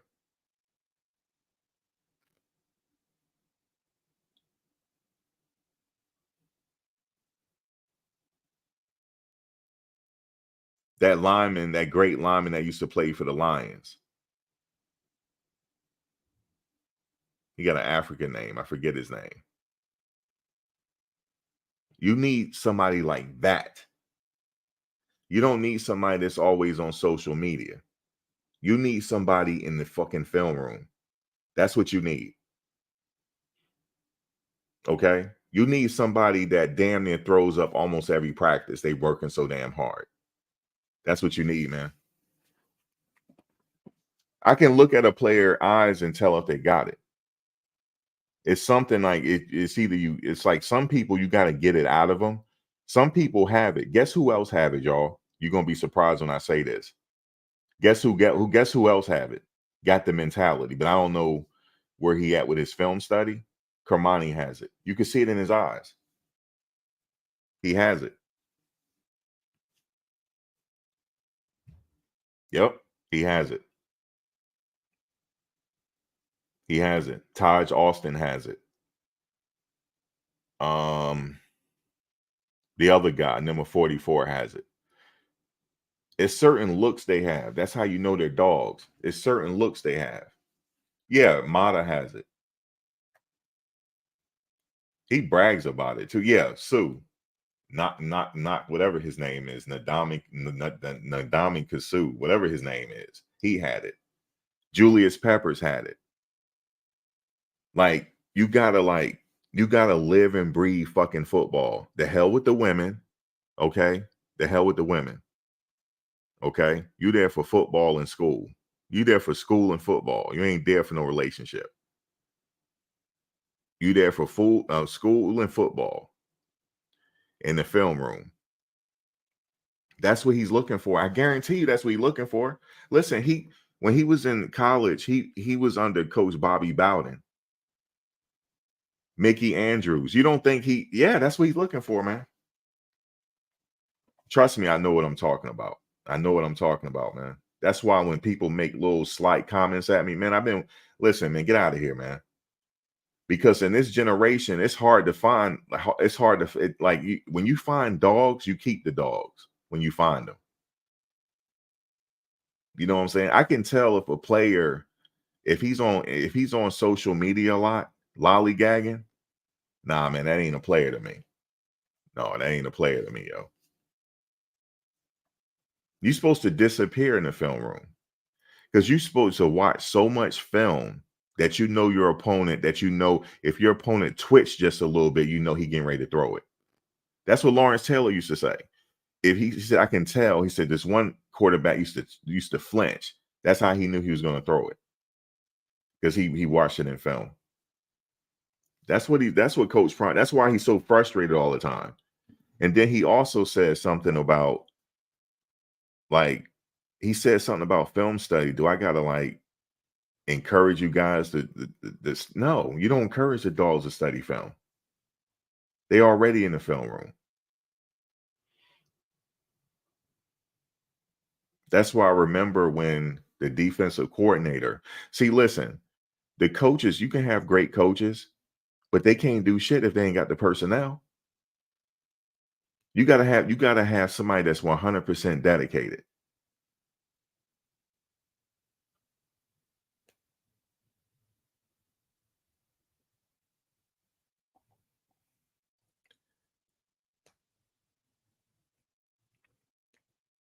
You let me be in that game and my quarterback get sacked more than 3 times. I'm catching a penalty. I'm holding every single play. Every play I'm holding your face mask. I don't give a damn. Your face mask will probably get ripped off. and I'll get a penalty. But you're not getting to my quarterback. We'll take the penalty, but you're not getting to my quarterback. You got to be nasty. Look. After the game, I don't even want to be taking pictures with the other team. They're the ops. I don't even want to take pictures with you. That's how crazy I am. I don't even want to take pictures with you. I'm still cussing you out all the way to when I get to the dressing room. Then I'll relax because now the game's over. Shit, I'm in warrior mode. Hell with your pictures. I ain't shaking no hands either. That's just what it is. You know, you got to have that mentality, man. So that's why he's just keep like harping on film study and all this other stuff. Like, you know, do you want it? Like, you don't have to tell somebody that's totally dedicated, do you want it? You think he would have said that to Ray Lewis? You think he would have said that to Randy Moss?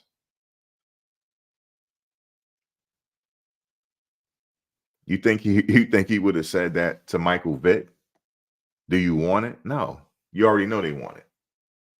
That's what you're looking for, man. I'm telling you.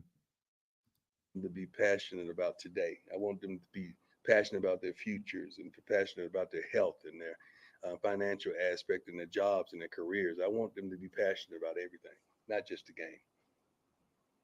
Thank you. Two more, go ahead, man. Good morning, Coach. Brian Lyle with KUSU. How are you doing, brother? Excellent, my man. Just picking up what you just said. It's almost been 1 year since you've been here in this community. So what's it been like out here? What's the vibe like? Everybody's embraced the culture here.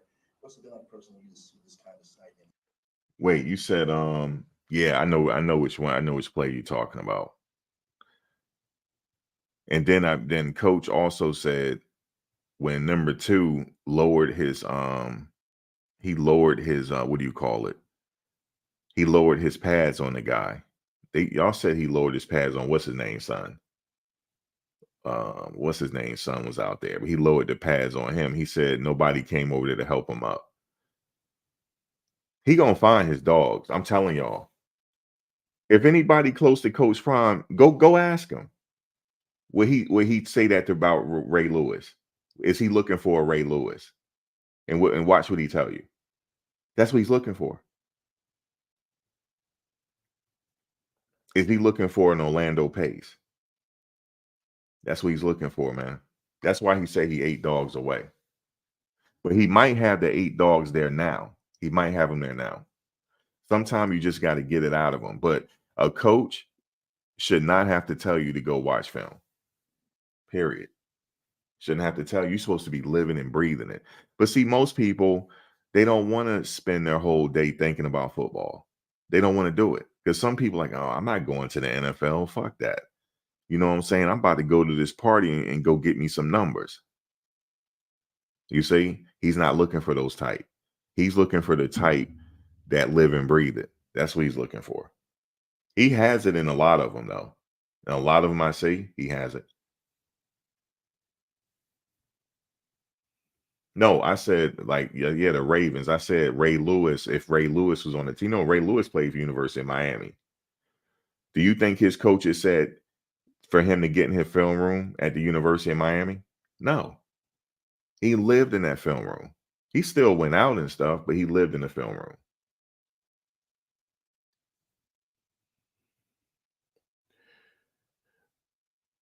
No, I'm not saying Cremani is being lazy. I'm not saying I said he got that look in his eye. He got that look in his eye that he's going to be okay.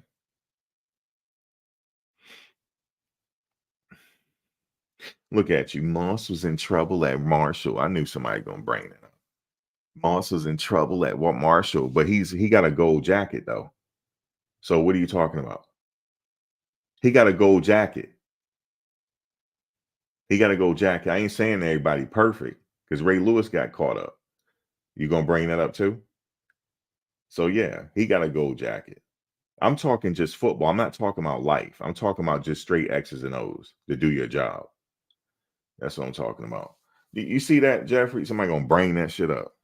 Somebody, he got in trouble at Marshall. Get out of here, Pipsqueak. Get up out of here. Let me get you up out of here just for saying that, just for being a Poindexter. Where are you at? Hold on. Go Bucks. Moss is in trouble. You a Poindexter. Get out of here. I don't got time for Poindexters. So get up out of here. You out of here too. Yeah, you know what I'm saying? I got to send people to the bushes. Sitting up here being a Poindexter. You sitting up here talking to a grown ass man that's almost retired, and you sitting up here being a Poindexter. Hey, listen, back in the day, I would be ashamed. Sitting up here being this one, he got in trouble in Marshall. Are you gonna say the same thing about Cam Newton too? Oh, he got in trouble and when he was with Florida, he got in trouble. He won the Heisman Trophy. Remember that? Oh, what's wrong with these people? He ain't no troll. He's a Poindexter. He's not a troll. He's not a troll. I just didn't want him here no more. That's all. And then we got another guy, right? I'm almost afraid to drop the link. We got another guy, a whole grown ass man. And I was so taken back by it. When I saw it, because he put on his camera, he looked like he got children. And he's sitting up here trying to get and patrolling me. And he got children. I was just so taken back by it. We just talking. It's almost like you ever been in a barbershop and you get up there talking about sport? That's all I'm doing. But I'm telling you, I'm right about this one though. He's looking for somebody with that 100% dedication. That's what he's looking for. He got it in Carmani has it. He got it. But he just got there. He just straight from high school. But he do got that instinct in him though. He got it. I could tell. You said the defense will be good when Travis returned. Defense is not bad now. You see what they did the last game. Yeah, Carmani has it. I know he have it. I can see it in his eyes. He want to embarrass you too. You can tell. He like talking trash on the field. Listen, he's like Shiloh. You know how Shiloh always talking? I love that right there. I love that. Even the mascot can get it. I'm like, damn, Shiloh, the game over. He's still talking. He talking to the mascot. I'm like, damn. Well, that kid right there, he going places. If he decided going to play for football, I don't know. Some players, they after college they're done. They don't want to get everybody don't want to go to the NFL, and that's okay. But you can't tell me that kid ain't no dog. Number 21. Oh, he a dog. Listen, if you were questioning Shedeur whether he's a dog or not only is he a dog, he's an assassin. Did you see what he did? I'm like, why don't he just slide? He didn't want to slide. He wanted to, what he about 220 pounds? Because he's not a small guy. He laid his shoulder pads into that defender and he stood over him. I said, oh, I love that right there. I love that. I just smiled when I saw that. But yeah, Shiloh is a straight beast. I mean, the game was over, Shiloh. Y'all won the game. You sitting up here beefing with the mascot. Damn. He didn't want the game to be. He wanted to hit some more. That's what he wanted to do. So I like him. I like that. McClendon a dog too. Yes, he is. That's a dog right there. That's a dog. He was straight, man. He was in war the whole night. I was watching. You said Shiloh can't back his words with his actions. He should be quiet. Let his actions speak. Let me see this. Oh my God. See that? You see the picture, y'all? We got another. You see the picture? All right, you a Poindexter. Hold on. Pink Ivy, you got to go. You got to go. You got to go just for having that type of picture. What's wrong? Y'all lacking daddies. I blame y'all fathers for that. Y'all ain't got no fathers or no father figures coming up in here with that type of picture. That's that Poindexter again. That's all.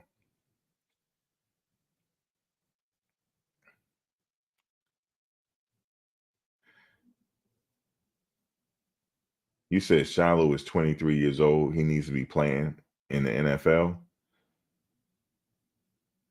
Well, they had that extra COVID year. They got an extra year eligibility. Ain't nothing wrong with that.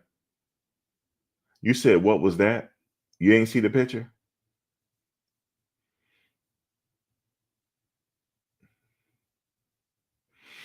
Yeah, RC. I don't got time for it. You can't troll me up in here. Nope. Not in this show. No, sir. Yeah, he'll be back next year. I think Coach Prime said y'all ain't going nowhere. Remember him and Shedeur talking about they going to the NFL? And he like, where y'all going? And y'all ain't going nowhere. Y'all coming right back. Both of you.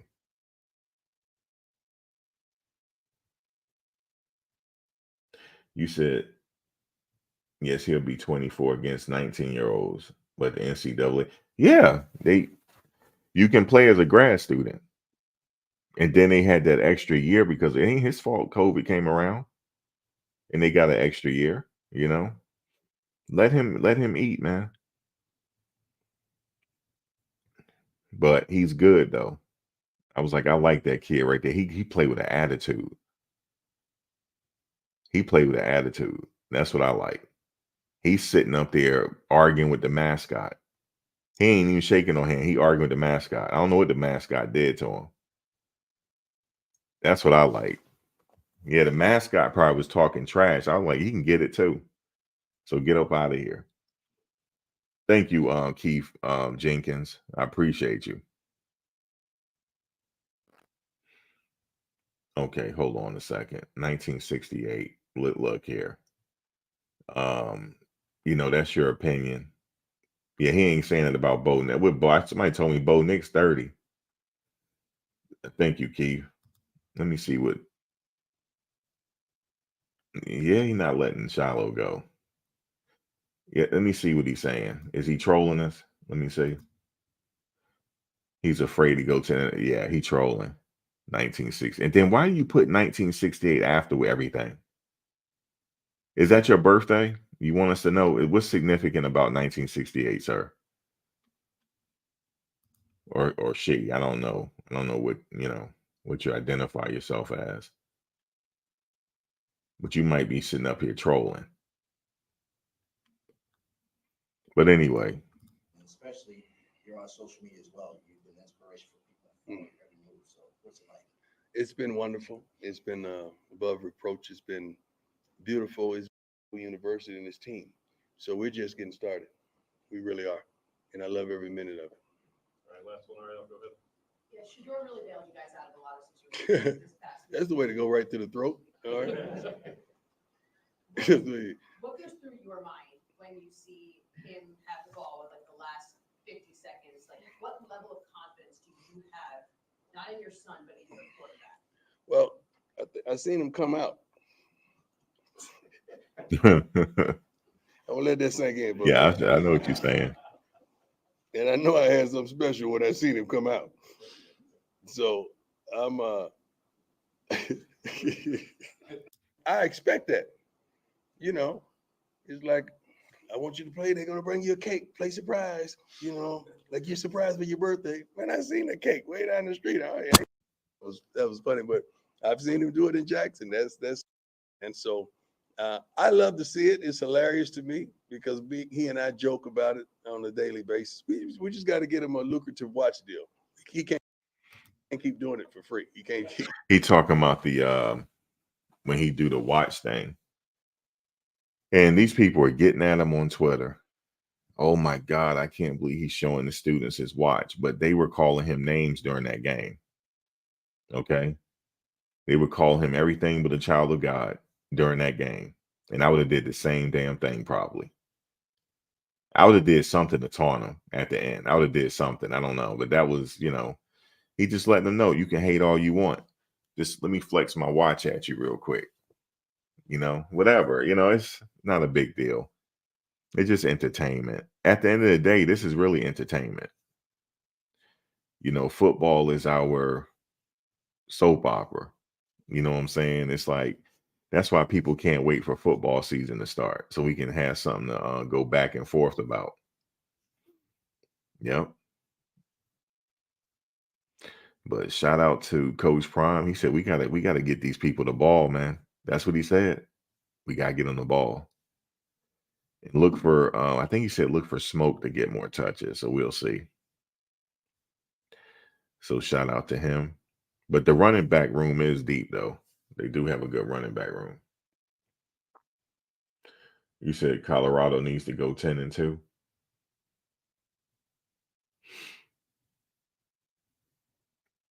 You said he flashing. I don't know how much the watch costs. But he just, they were talking trash and jeering him the whole game. So he said, okay, well, look at that scoreboard now. And then here's and then we're not talking about this. They were rude and classless. You know why? They were throwing stuff on the field. That could have hurt them. They were throwing debris on the field. And they were doing it during the game too. They threw a cup on the field after a touchdown. And nobody said nothing about that. So good. I'm glad he went there and taunted them. Good. That's right. So I'm okay with that. It's one thing to taunt and stuff like that. I get it, but throwing stuff on the field, like, come on, man. But some people, let me tell you something. I was at a game, and we're probably the reason why you can't have bottles at the stadium no more. It was at the Giants game, man. I never forget it. We were playing the Steelers, and they started throwing bottles. Remember that? It was on the news. You can go on YouTube and see it. They were throwing, no, not we. I'm about to say we. I wasn't doing it. They were throwing, it was in my section though that it was happening. They were throwing bottles on the field when the players was going off. And after that, they didn't have any more bottles in the stadiums. You had to, when you poured a beer, they give you a cup.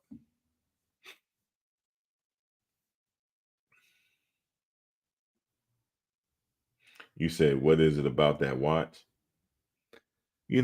Just a watch.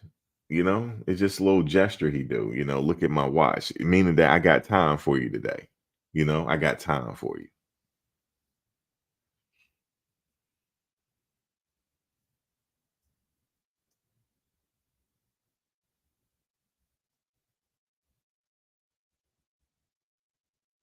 No, it was glass bottles. It was glass bottles that they were throwing. Yep. It was like, I don't know what it was about that game, but people got, because I remember, I never forget it, because we were tailgating before the game. People were getting liquored up. You hear me? The liquor starts before at the tailgating. That's when people get nice and drunk. And then when you get in the game, you're buying more beer just to add to it. So you really get drunk in the tailgating part of the game. And it's for some reason just multiple people had a little too much liquid courage in them. And we lost the game, and there was a lot of jaw jacking going back and forth. And they just started throwing stuff on the field. Yeah, that was crazy.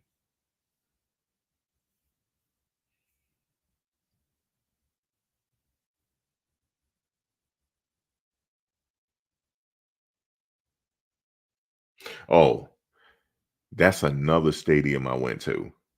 But I went to what's the old stadium called? Was it Veteran Stadium? Or the Link? No, that's Lincoln Financial. That's where they're at now. I don't know if they call it Lincoln Financial anymore. They always change the name. But the old stadium, I went to that one in Philadelphia. Let me tell you something.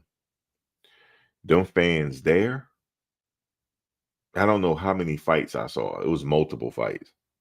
Even during the game. It was security there. Security didn't break it up. It was crazy.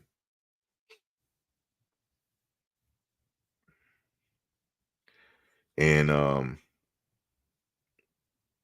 I saw it was this one person, it was an opposing team jersey on. And next thing you know, just beer was getting doused on this person. Everybody was just throwing beer at him. Yeah, the Veteran Stadium.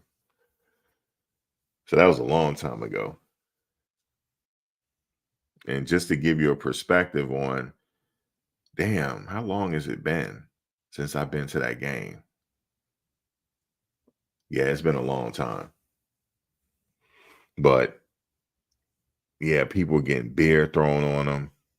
It was crazy. The people I was with, they were Eagle fans, so they assumed I was too. So I didn't have no problems. But it was crazy, and they lost that game too.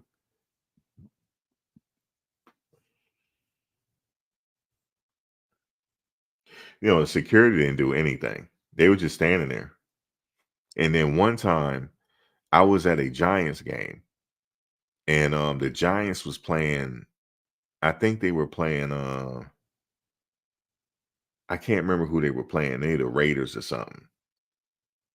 And just to give you a perspective on how long ago this was at the old Giant Stadium. This ain't at the new one. This was back when that game was when Jerry Rice was playing for the Raiders. That's how long ago it was. Jerry Rice was playing. He was playing for the Raiders. I believe that was like last year or something. And this lady, right? She was there with a Dallas Cowboy jersey on. And the Dallas wasn't even playing. And they started chanting to her wrong game. And she went to the bathroom. They said wrong game and started calling her asshole. And when she came back, they were ready for her. They had all types of beer, spit, everything they were throwing at this lady.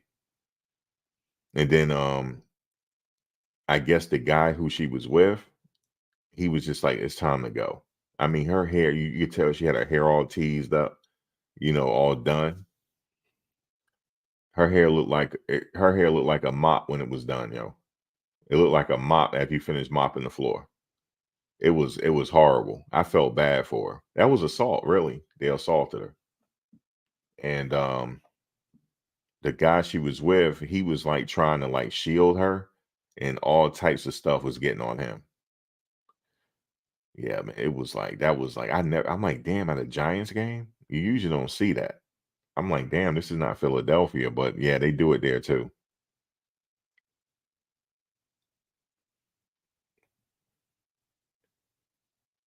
But see, I don't agree with that. I'm like, you can go talk trash during a game, but I don't believe in trying to hurt nobody. So, but yeah, I can tell like just the way the fans were silent after Mata kicked that field goal, that took the air out of that stadium. And then Shedeur he was putting on his watch. Did you see him? He was getting his watch together. Where did he get his watch from? Somebody must be holding it. He look, he getting his jewelry on, right? He getting his watch on. I said, uh-oh, he getting ready to go see them students. And that's what he did. And then he just flexed the watch. Like, look at me, look at the watch. I love it. I love every minute of it, folks. And it ain't right. I don't agree. Like, look, Shedeur, don't be taunting people. You know what I mean?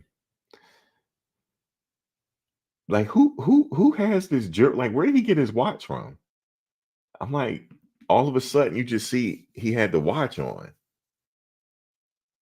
Look, man, ain't that like Joe Namath? Remember, like I wasn't born yet when Joe Namath was playing, but Joe Namath used to have a mink coat on the sidelines. Come on, man, you talking about Shedeur? Nah, no. Joe Namath was on the sidelines with a full-length mink coat on. You understand what I'm saying to you? During a game. So he been stunting. But yeah, so Mata kicked the field goal. So he panned the camera at Shedeur, and Shedeur is fumbling with his left hand. I said, no, he don't got that watch on. where he getting this watch from? So he put the watch on, and then he looked around as soon as, you know, the play was over. Here he go. He going to walk to the show to watch. Like Coach Prime said, he need to get a watch deal. Like, you know, find somebody to sponsor him with the watch. You said Shedeur is his dad's son. Yeah, he is. Prime used to do it too. He did it. He did it at Giant Stadium. I never forget it. He ran back a punt. He started dancing at the 50-yard line. I'm like, how fast is he? At the 50-yard line, he's already celebrating. And then he started doing the dance, and the crowd is mad because he scored. Oh my God, it was crazy. But yeah, Shedeur, man, he was not playing. I'm gonna get them now. And man, and you know what I kept doing? I kept pausing the video just to look at how salty the faces were. I just wanted I kept rewinding it. I kept rewinding it. And, you know, that's not, you know, I don't agree with that. Shedeur, don't be taunting. You know, don't be taunting, you know. But if you gotta do it, you gotta do it. But yeah, he is a piece of work. And then Shiloh sitting up there getting at the mascot. I said, what, Shiloh, what the mascot do? The mascot probably was talking trash, you know, that Brady mode. Oh man. Yeah, put Bishop at tight end. They said he was out there be catching passes during warm up, so they getting ready for something. So, or running back or something. He's pretty fast. But the way he hit that kid, it wasn't even targeting. He just got low and hit him because he wanted to hit him so bad. He got low and hit him. As long as you get low and get him between the numbers is okay, because he wasn't down yet. He got low and hit him. If that ain't a dog for you, I don't know what is.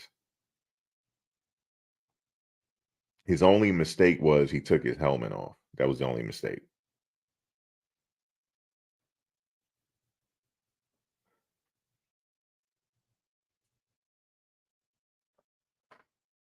You said, how would you define the success for the CU in year one? It's a success already. It ain't over yet. They're gonna win. I didn't even get to my prediction. My prediction for Friday's game is that they're gonna win. Now, how much? If they fix a few things, more than a few touchdowns. They're gonna win by more than a few touchdowns. I would say by more than a few touchdowns.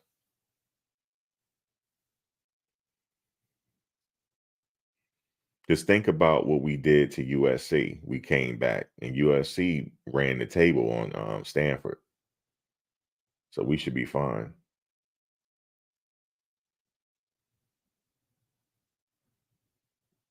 He said he did quarterback sack the return. That's what it looked like.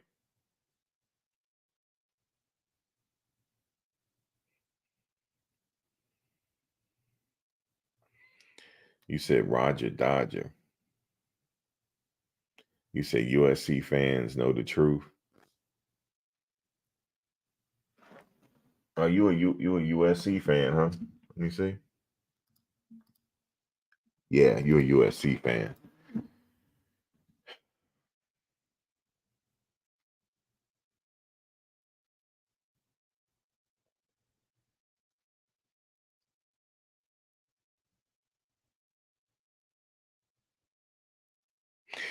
Yeah, man. I say they already doing good. They're gonna win out. They're gonna win out.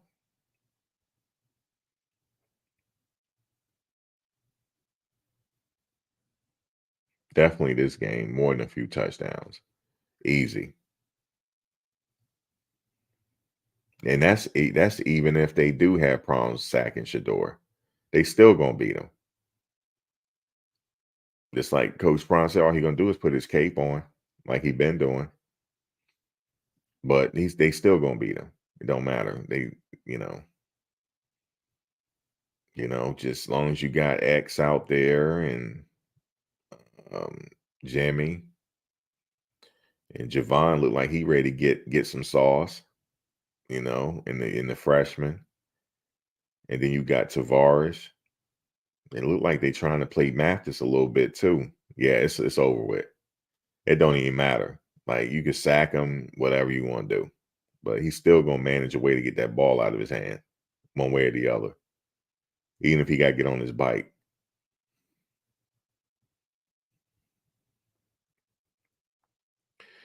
$1968.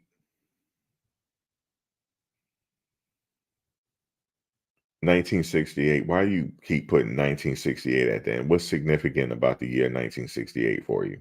Is it your birthday?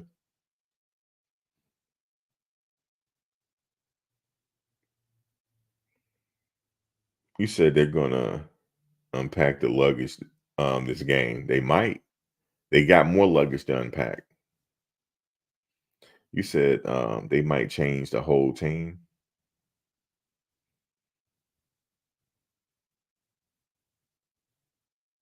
You said you want to see Mathis get his shine. Me too. Yeah, my bad, y'all. If you feel like my opinions is really, really strong, that's just how I come off. I just like talking about it. It's my hobby, you know what I mean? Like doing YouTube, it's a hobby to me. This is what I like to do.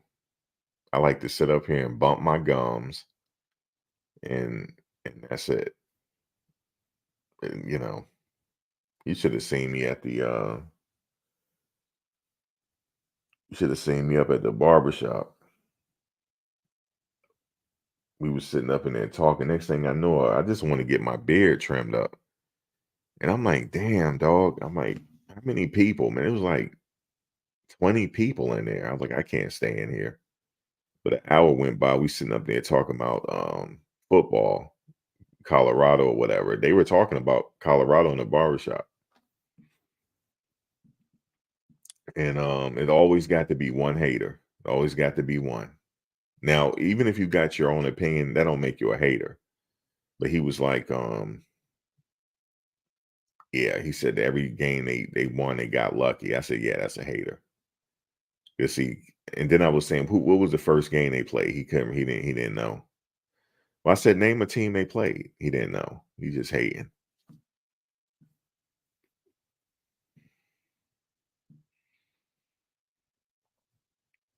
Yeah, he had a Dallas jersey on too, so I see why.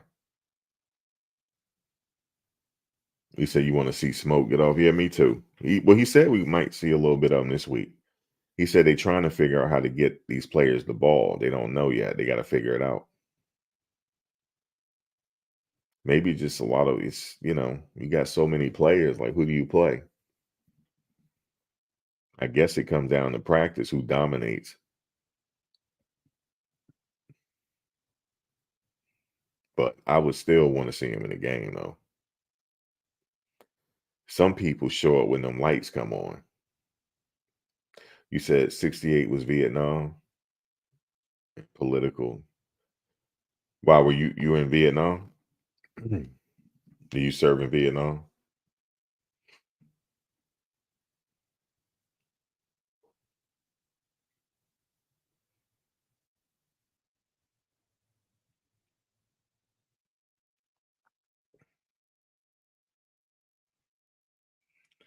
He said it represents the year of redemption.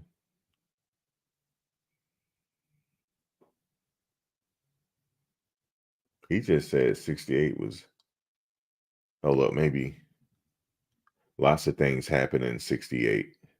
Oh, okay. I was just asking why you use 1968. That's all.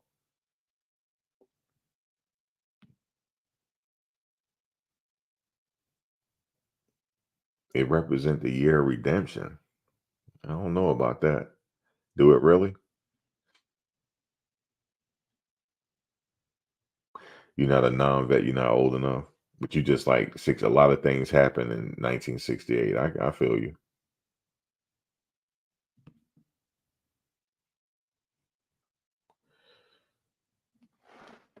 Let me see, 1968. Was that the year the Olympics were in Rome? Was that the Rome Olympics in '68?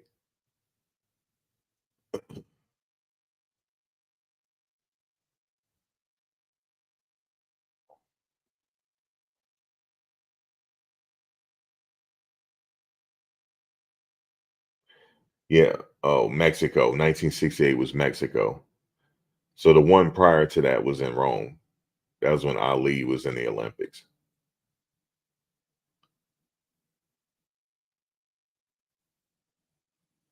Yeah, Mexico City. Yeah, in '68 Mexico City. Then '72 was that was the kidnapping situation, right?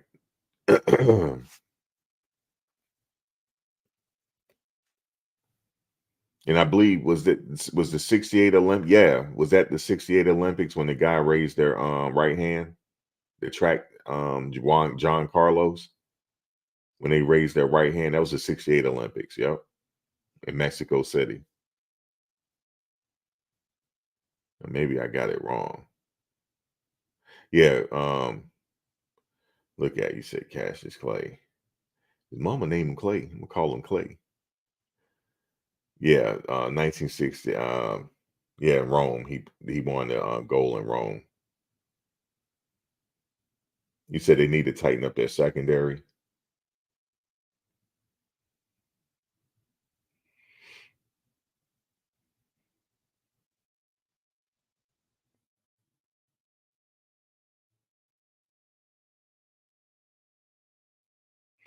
I don't know. I like their secondary. I think their secondary, Shiloh and they got Woods is hurt. Then you got the other kid that's in there now. I think they're pretty good in the secondary.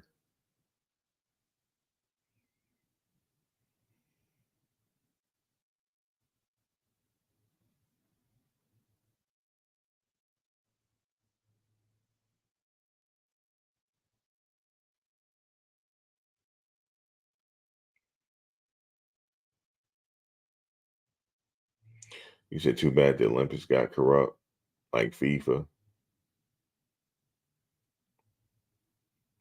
Yeah, Travis. I think he gonna. Y'all think he gonna play this weekend?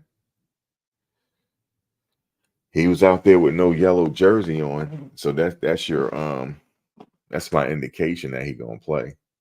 He didn't even have a yellow jersey on. I said, damn, Travis, no yellow jersey.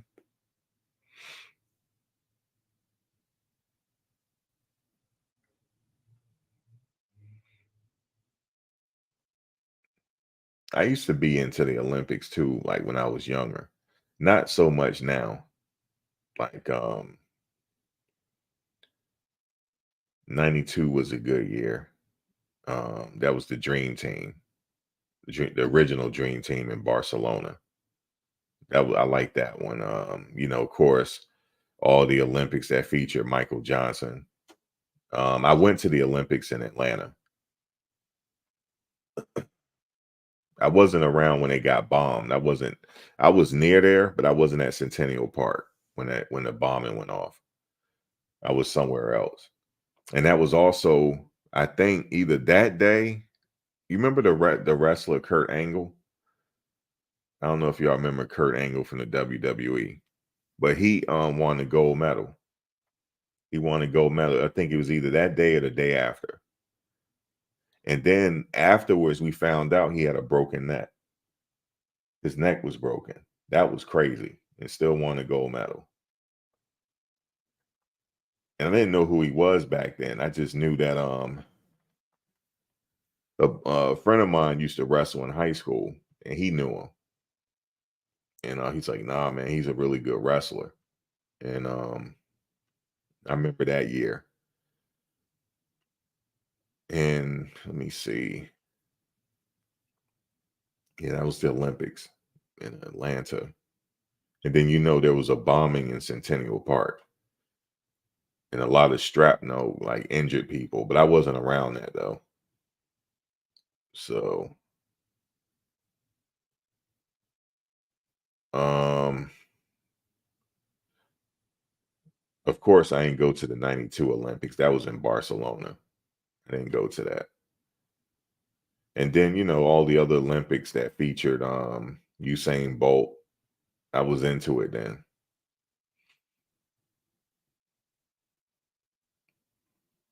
Yeah, Richard Jewell. You said they blame Richard Jewell. That's right.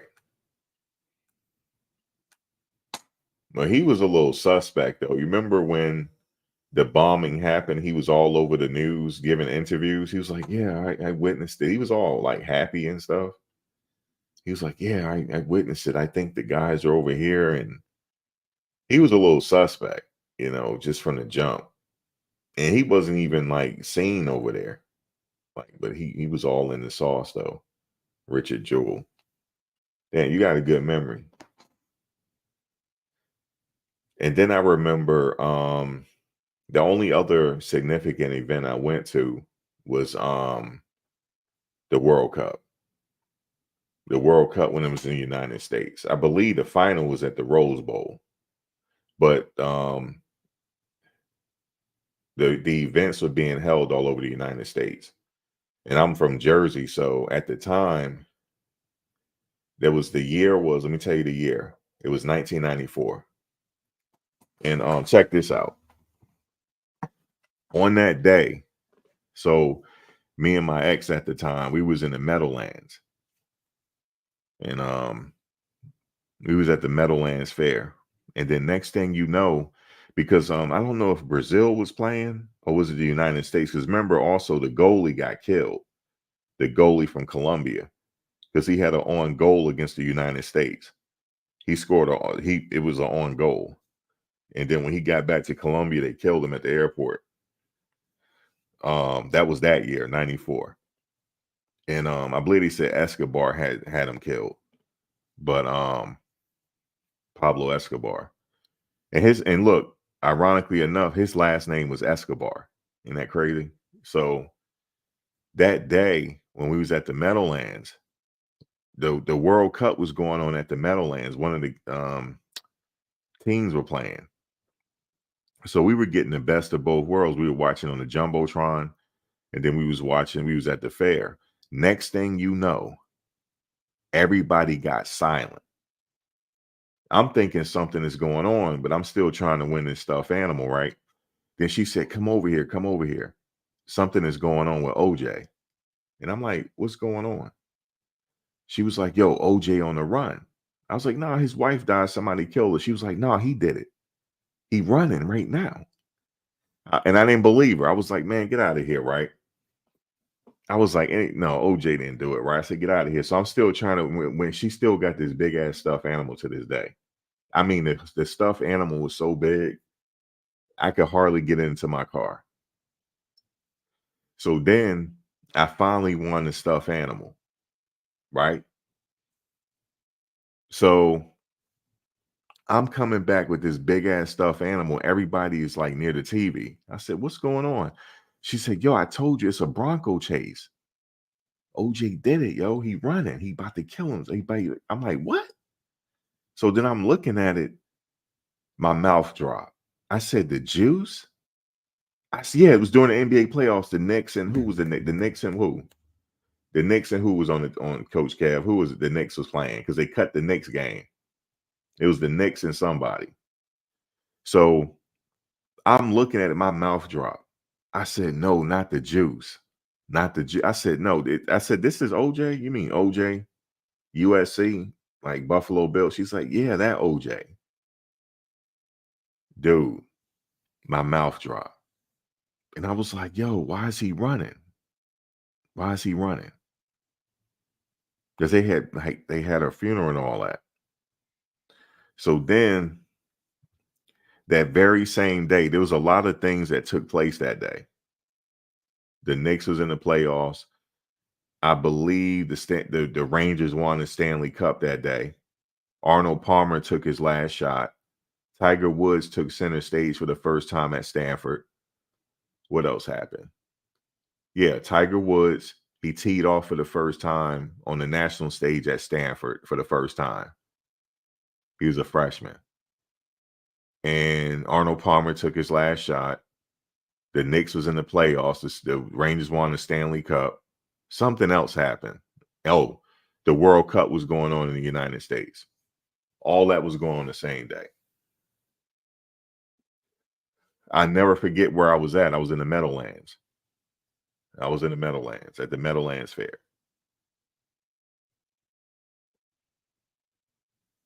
And like I said, I watched the Bronco chase at the Meadowlands. No, Kardashian wasn't driving. It was Al Cowlings.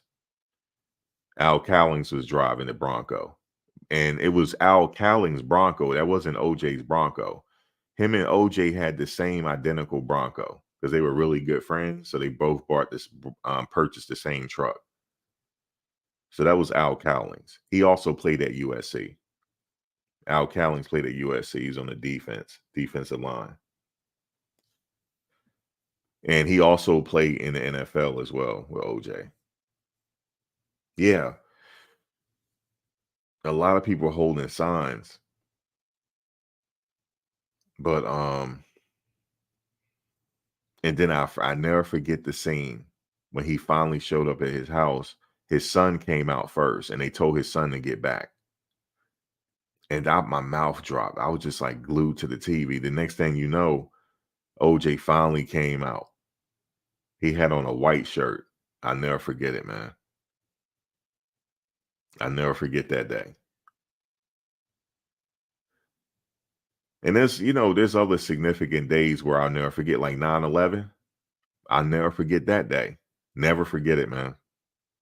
I was working in Newark, New Jersey at Prudential. And the floor we was on, we in the conference room, we could see the skyline of New York, and we see the Twin Towers.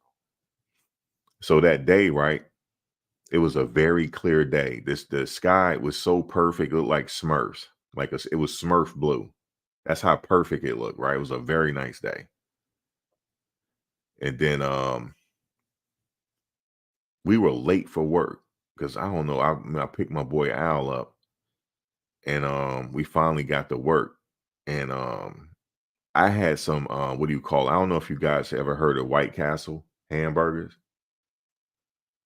And I can't eat to this day. I cannot eat White Castle hamburgers. It's like drinking 2 glasses of prune juice. I cannot eat White Castle, man. I don't know what they put in them burgers, but I don't think it's meat. That's just my opinion. Oh, you said you was in South Central Los Angeles 91. Oh, I remember that. Rodney King. You said if it don't fit, you must have quit.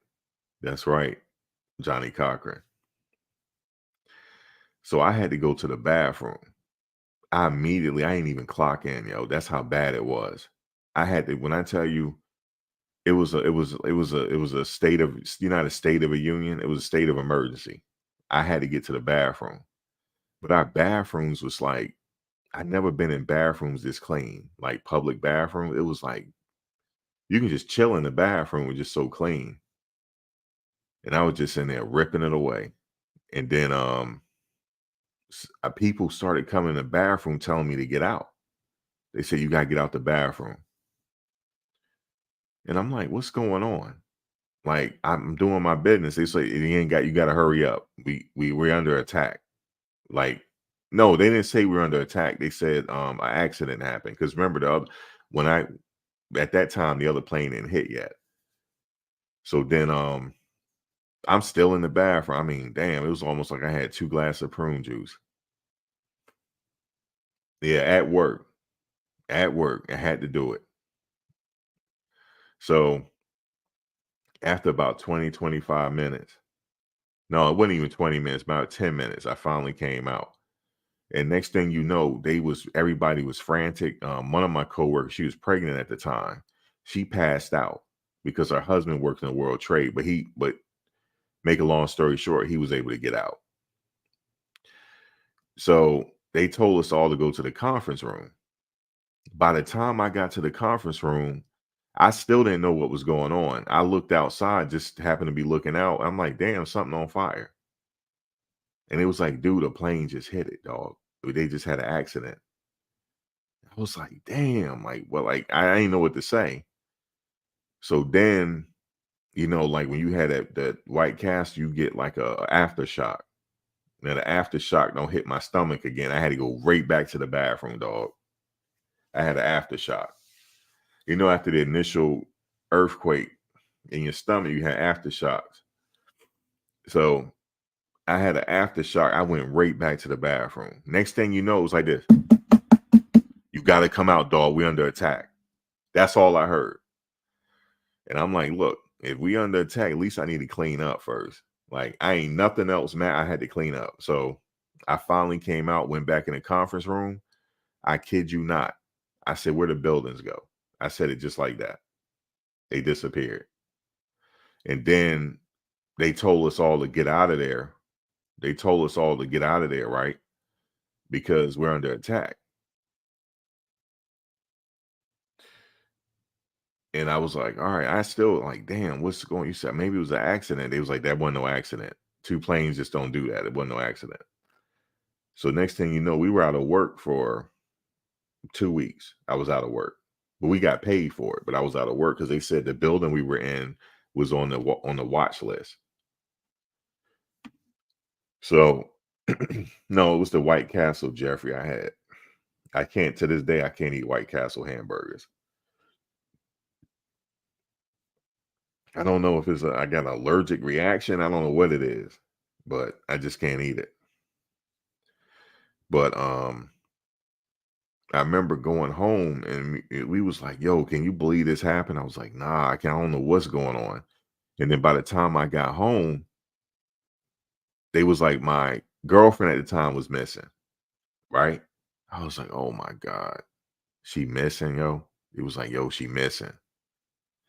And come to find out, she had to walk to Brooklyn. She couldn't take the train. She had to walk because the train stopped running. She had to walk all the way to Brooklyn. Now, Puffy made them walk to Brooklyn for cheesecake. She had to walk the Brooklyn Bridge, dog. So that's how she got to her friend's house. And she called. Well, actually, it was hard to make calls because of the phone lines, but she finally made a call. So that was my experience that day. Now, prior to that, right, I was working in New York, but I had just moved back to the Newark office. I was working, well, I had just got another job back in New Jersey in the Newark office. But prior to that, I was working at, what was the name of the street? 32 Old Slip. It was adjacent to, you can cross over, like, what is Maiden Street? There's Wall Street and Water Street, excuse me. But it was, the building was called 32 Old Slip. But it was on Water Street. It's perpendicular to Wall Street. I was working there. I worked there for about 6 months, and then I transferred. Well, I got another job, and I went back to Newark, the Newark office. That's what I did. Because at the time, who was the CEO? That was the Goldman Sachs building. John Corzine. He was the CEO at the time. John Corzine. He went on to run for office. I believe he ran for Senate or something. I don't think he was successful, but it was Corzine at the time. But yeah, I remember that day like it was like yesterday. It's etched in my mind. Just like the whole OJ thing. That's really etched in my mind because so much happened that day. And and then the OJ trial, I remember the verdict.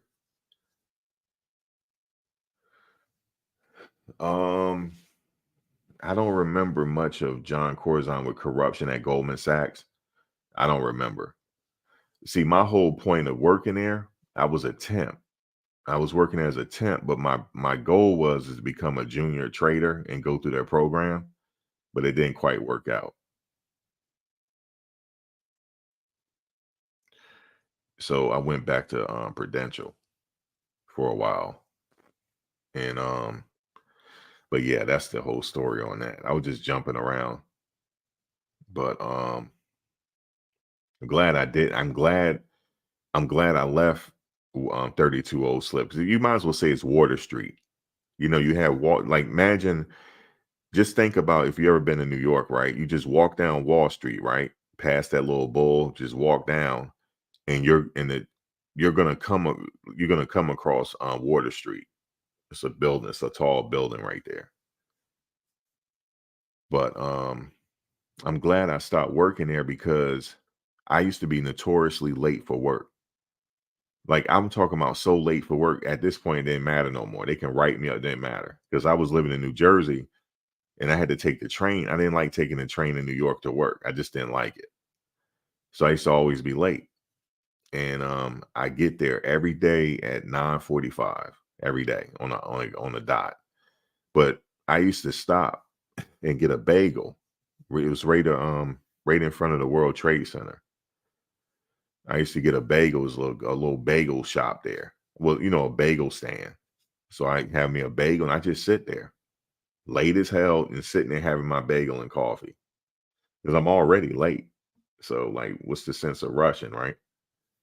So I was thinking about it. I said during the time that plane hit, I would have been there because I would have been late. So I was thinking I would have got caught in it, or maybe not though. It just depends. I don't know. But I'm glad it was just timing. Though. I'm glad I went back to Newark because I got tired of working there because first of all, I'm not going to pay both state tax, you know, and then it was just expensive. So I'm like, I'm just go back and find a job in New Jersey. So that's what I did. Yeah, it's Water Street. Like you go down Wall Street and you're going to run into Water Street. You're going to run into it and you make a right-hand turn and then cross the little narrow street there. And then there's the building. But that building, they call it 32 Old Slip. I don't know why they called it that.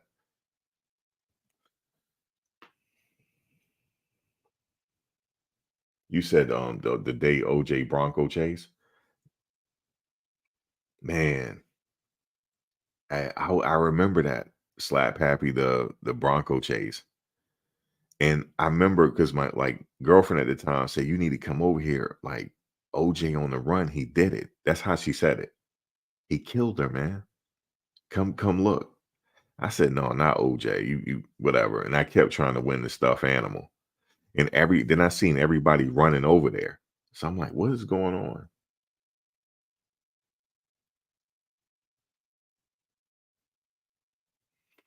So I get to the TV, and next thing you know, the Bronco chase. I said, what the fuck? OJ, man, the juice? I still didn't want to believe. I said, not the juice, man. Not the juice.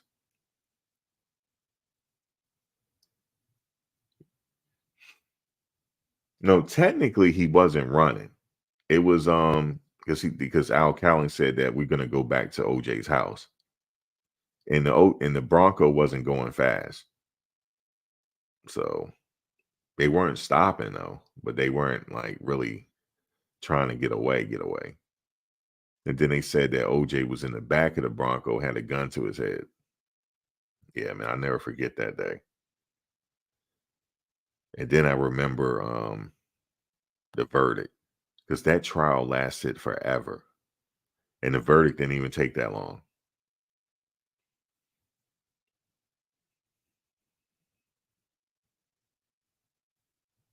You said South Ferry is down the block. Yeah. It was this bar we used to go to. It was near Maiden Street. From my understanding, they still got some gold in that building on Maiden Street. That's the word on the curb. I don't know. It's like a reserve or whatever, a small reserve of gold there, but it's on Maiden Street. And it was like a little bar we used to go there on Fridays. We knew a lot of people that worked in the World Trade.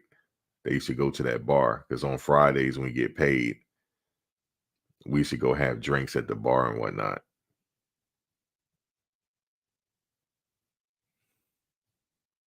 You know, the signs on the overpass during the Bronco chase. Yeah, it was nuts.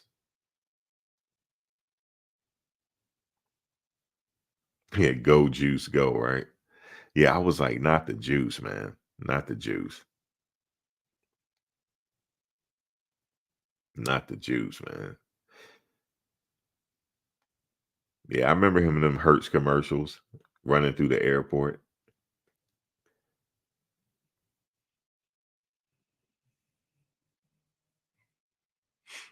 Damn, OJ. And then I was like, man, the verdict come in. I was like, oh, here we go.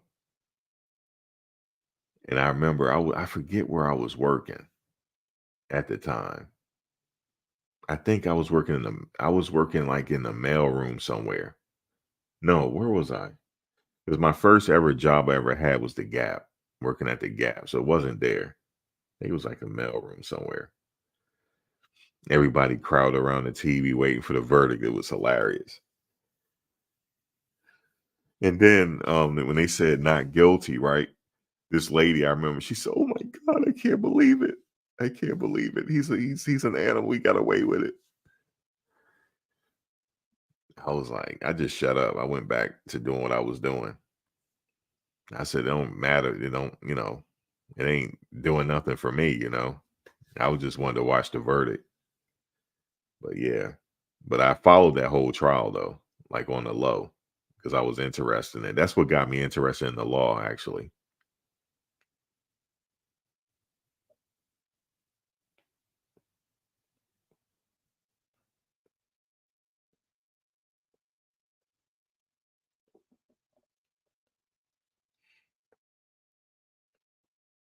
Oh, you good, Caster? You good? You said slow speed pursuit. You said slow speed pursuit is innocent. That mean he was innocent. I don't remember him playing for the Buffalo Bills. I'm not quite that old. I don't remember that. He retired before I was born, actually. OJ did.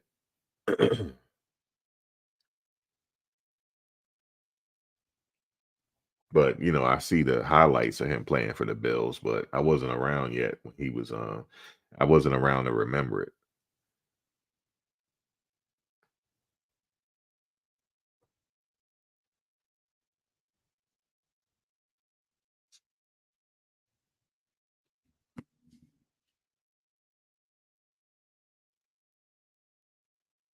You wanted to be a lawyer after the case. Me too. The same here with watching, because you remember that trial lasted a very long time, and he had an all-star cast. It wasn't just Johnny Cochran, F. Lee Bailey.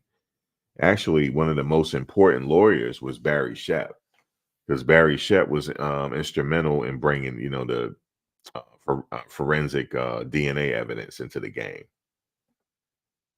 and that's what got him off. Because remember, the blood drop that they found in his property, there was a substance in the blood that the body doesn't make. It was synthetic. It was a synthetic substance in that blood. That's how they knew that blood was placed there. And that was one of the reasons what got him off. And then also the Mark Furman having to plead the fifth and take back some lies that he said. That's what got OJ off as well. But yeah, Barry Shepp was probably one of the most important lawyers on there, because it got him off by way of the DNA. And it was the first time that was instituted in the United States in a trial. One of the first times. I know it's time for me to go now. We got this adult dating, whatever it is. We ban them. Yes, thank you. EDTA blood preservative. Yep, it's synthetic. Blood, the body doesn't produce it. So that's how we know that it was. Look at midwife. That's how we know. Look at y'all. I was like, look at this adult date. What are they doing to me here? But yeah, that's the first time DNA was really used to get someone off, and Barry Shepp was the leading guy for that. He's also on the Innocence Project even to this day. The Innocence Project is really a good program getting people off by way of DNA. they got somebody off that served 25 years for a crime he didn't commit. And the Innocence Project got them off. Ew, your girlfriend getting pissed. I'm about to get off too, Coach. Thank you for coming in. I appreciate it. Yeah, guys, I think I'm gonna get out of here. Let me see. So, yeah, we almost had game day. It's not Saturday, it's Friday. So I will catch you guys. I didn't realize it this late. But I will catch you guys. El Hombre, he said OJ didn't do it. Hey, he was acquitted. He was acquitted by a jury of his peers. There you go. But, you know, some people say he did. Some people say he didn't. You know how it go. But that's a topic for another day. But that was a very interesting case, though. Crazy case, though. Like the whole scene and stuff. It was crazy. But anyway, y'all have a good night. I will catch you guys on the next one. And Friday, maybe, I'll catch you guys Friday after the game. I keep forgetting the game is Friday. So Friday after the game, we'll do a post-game reaction. All right, y'all. Catch you later.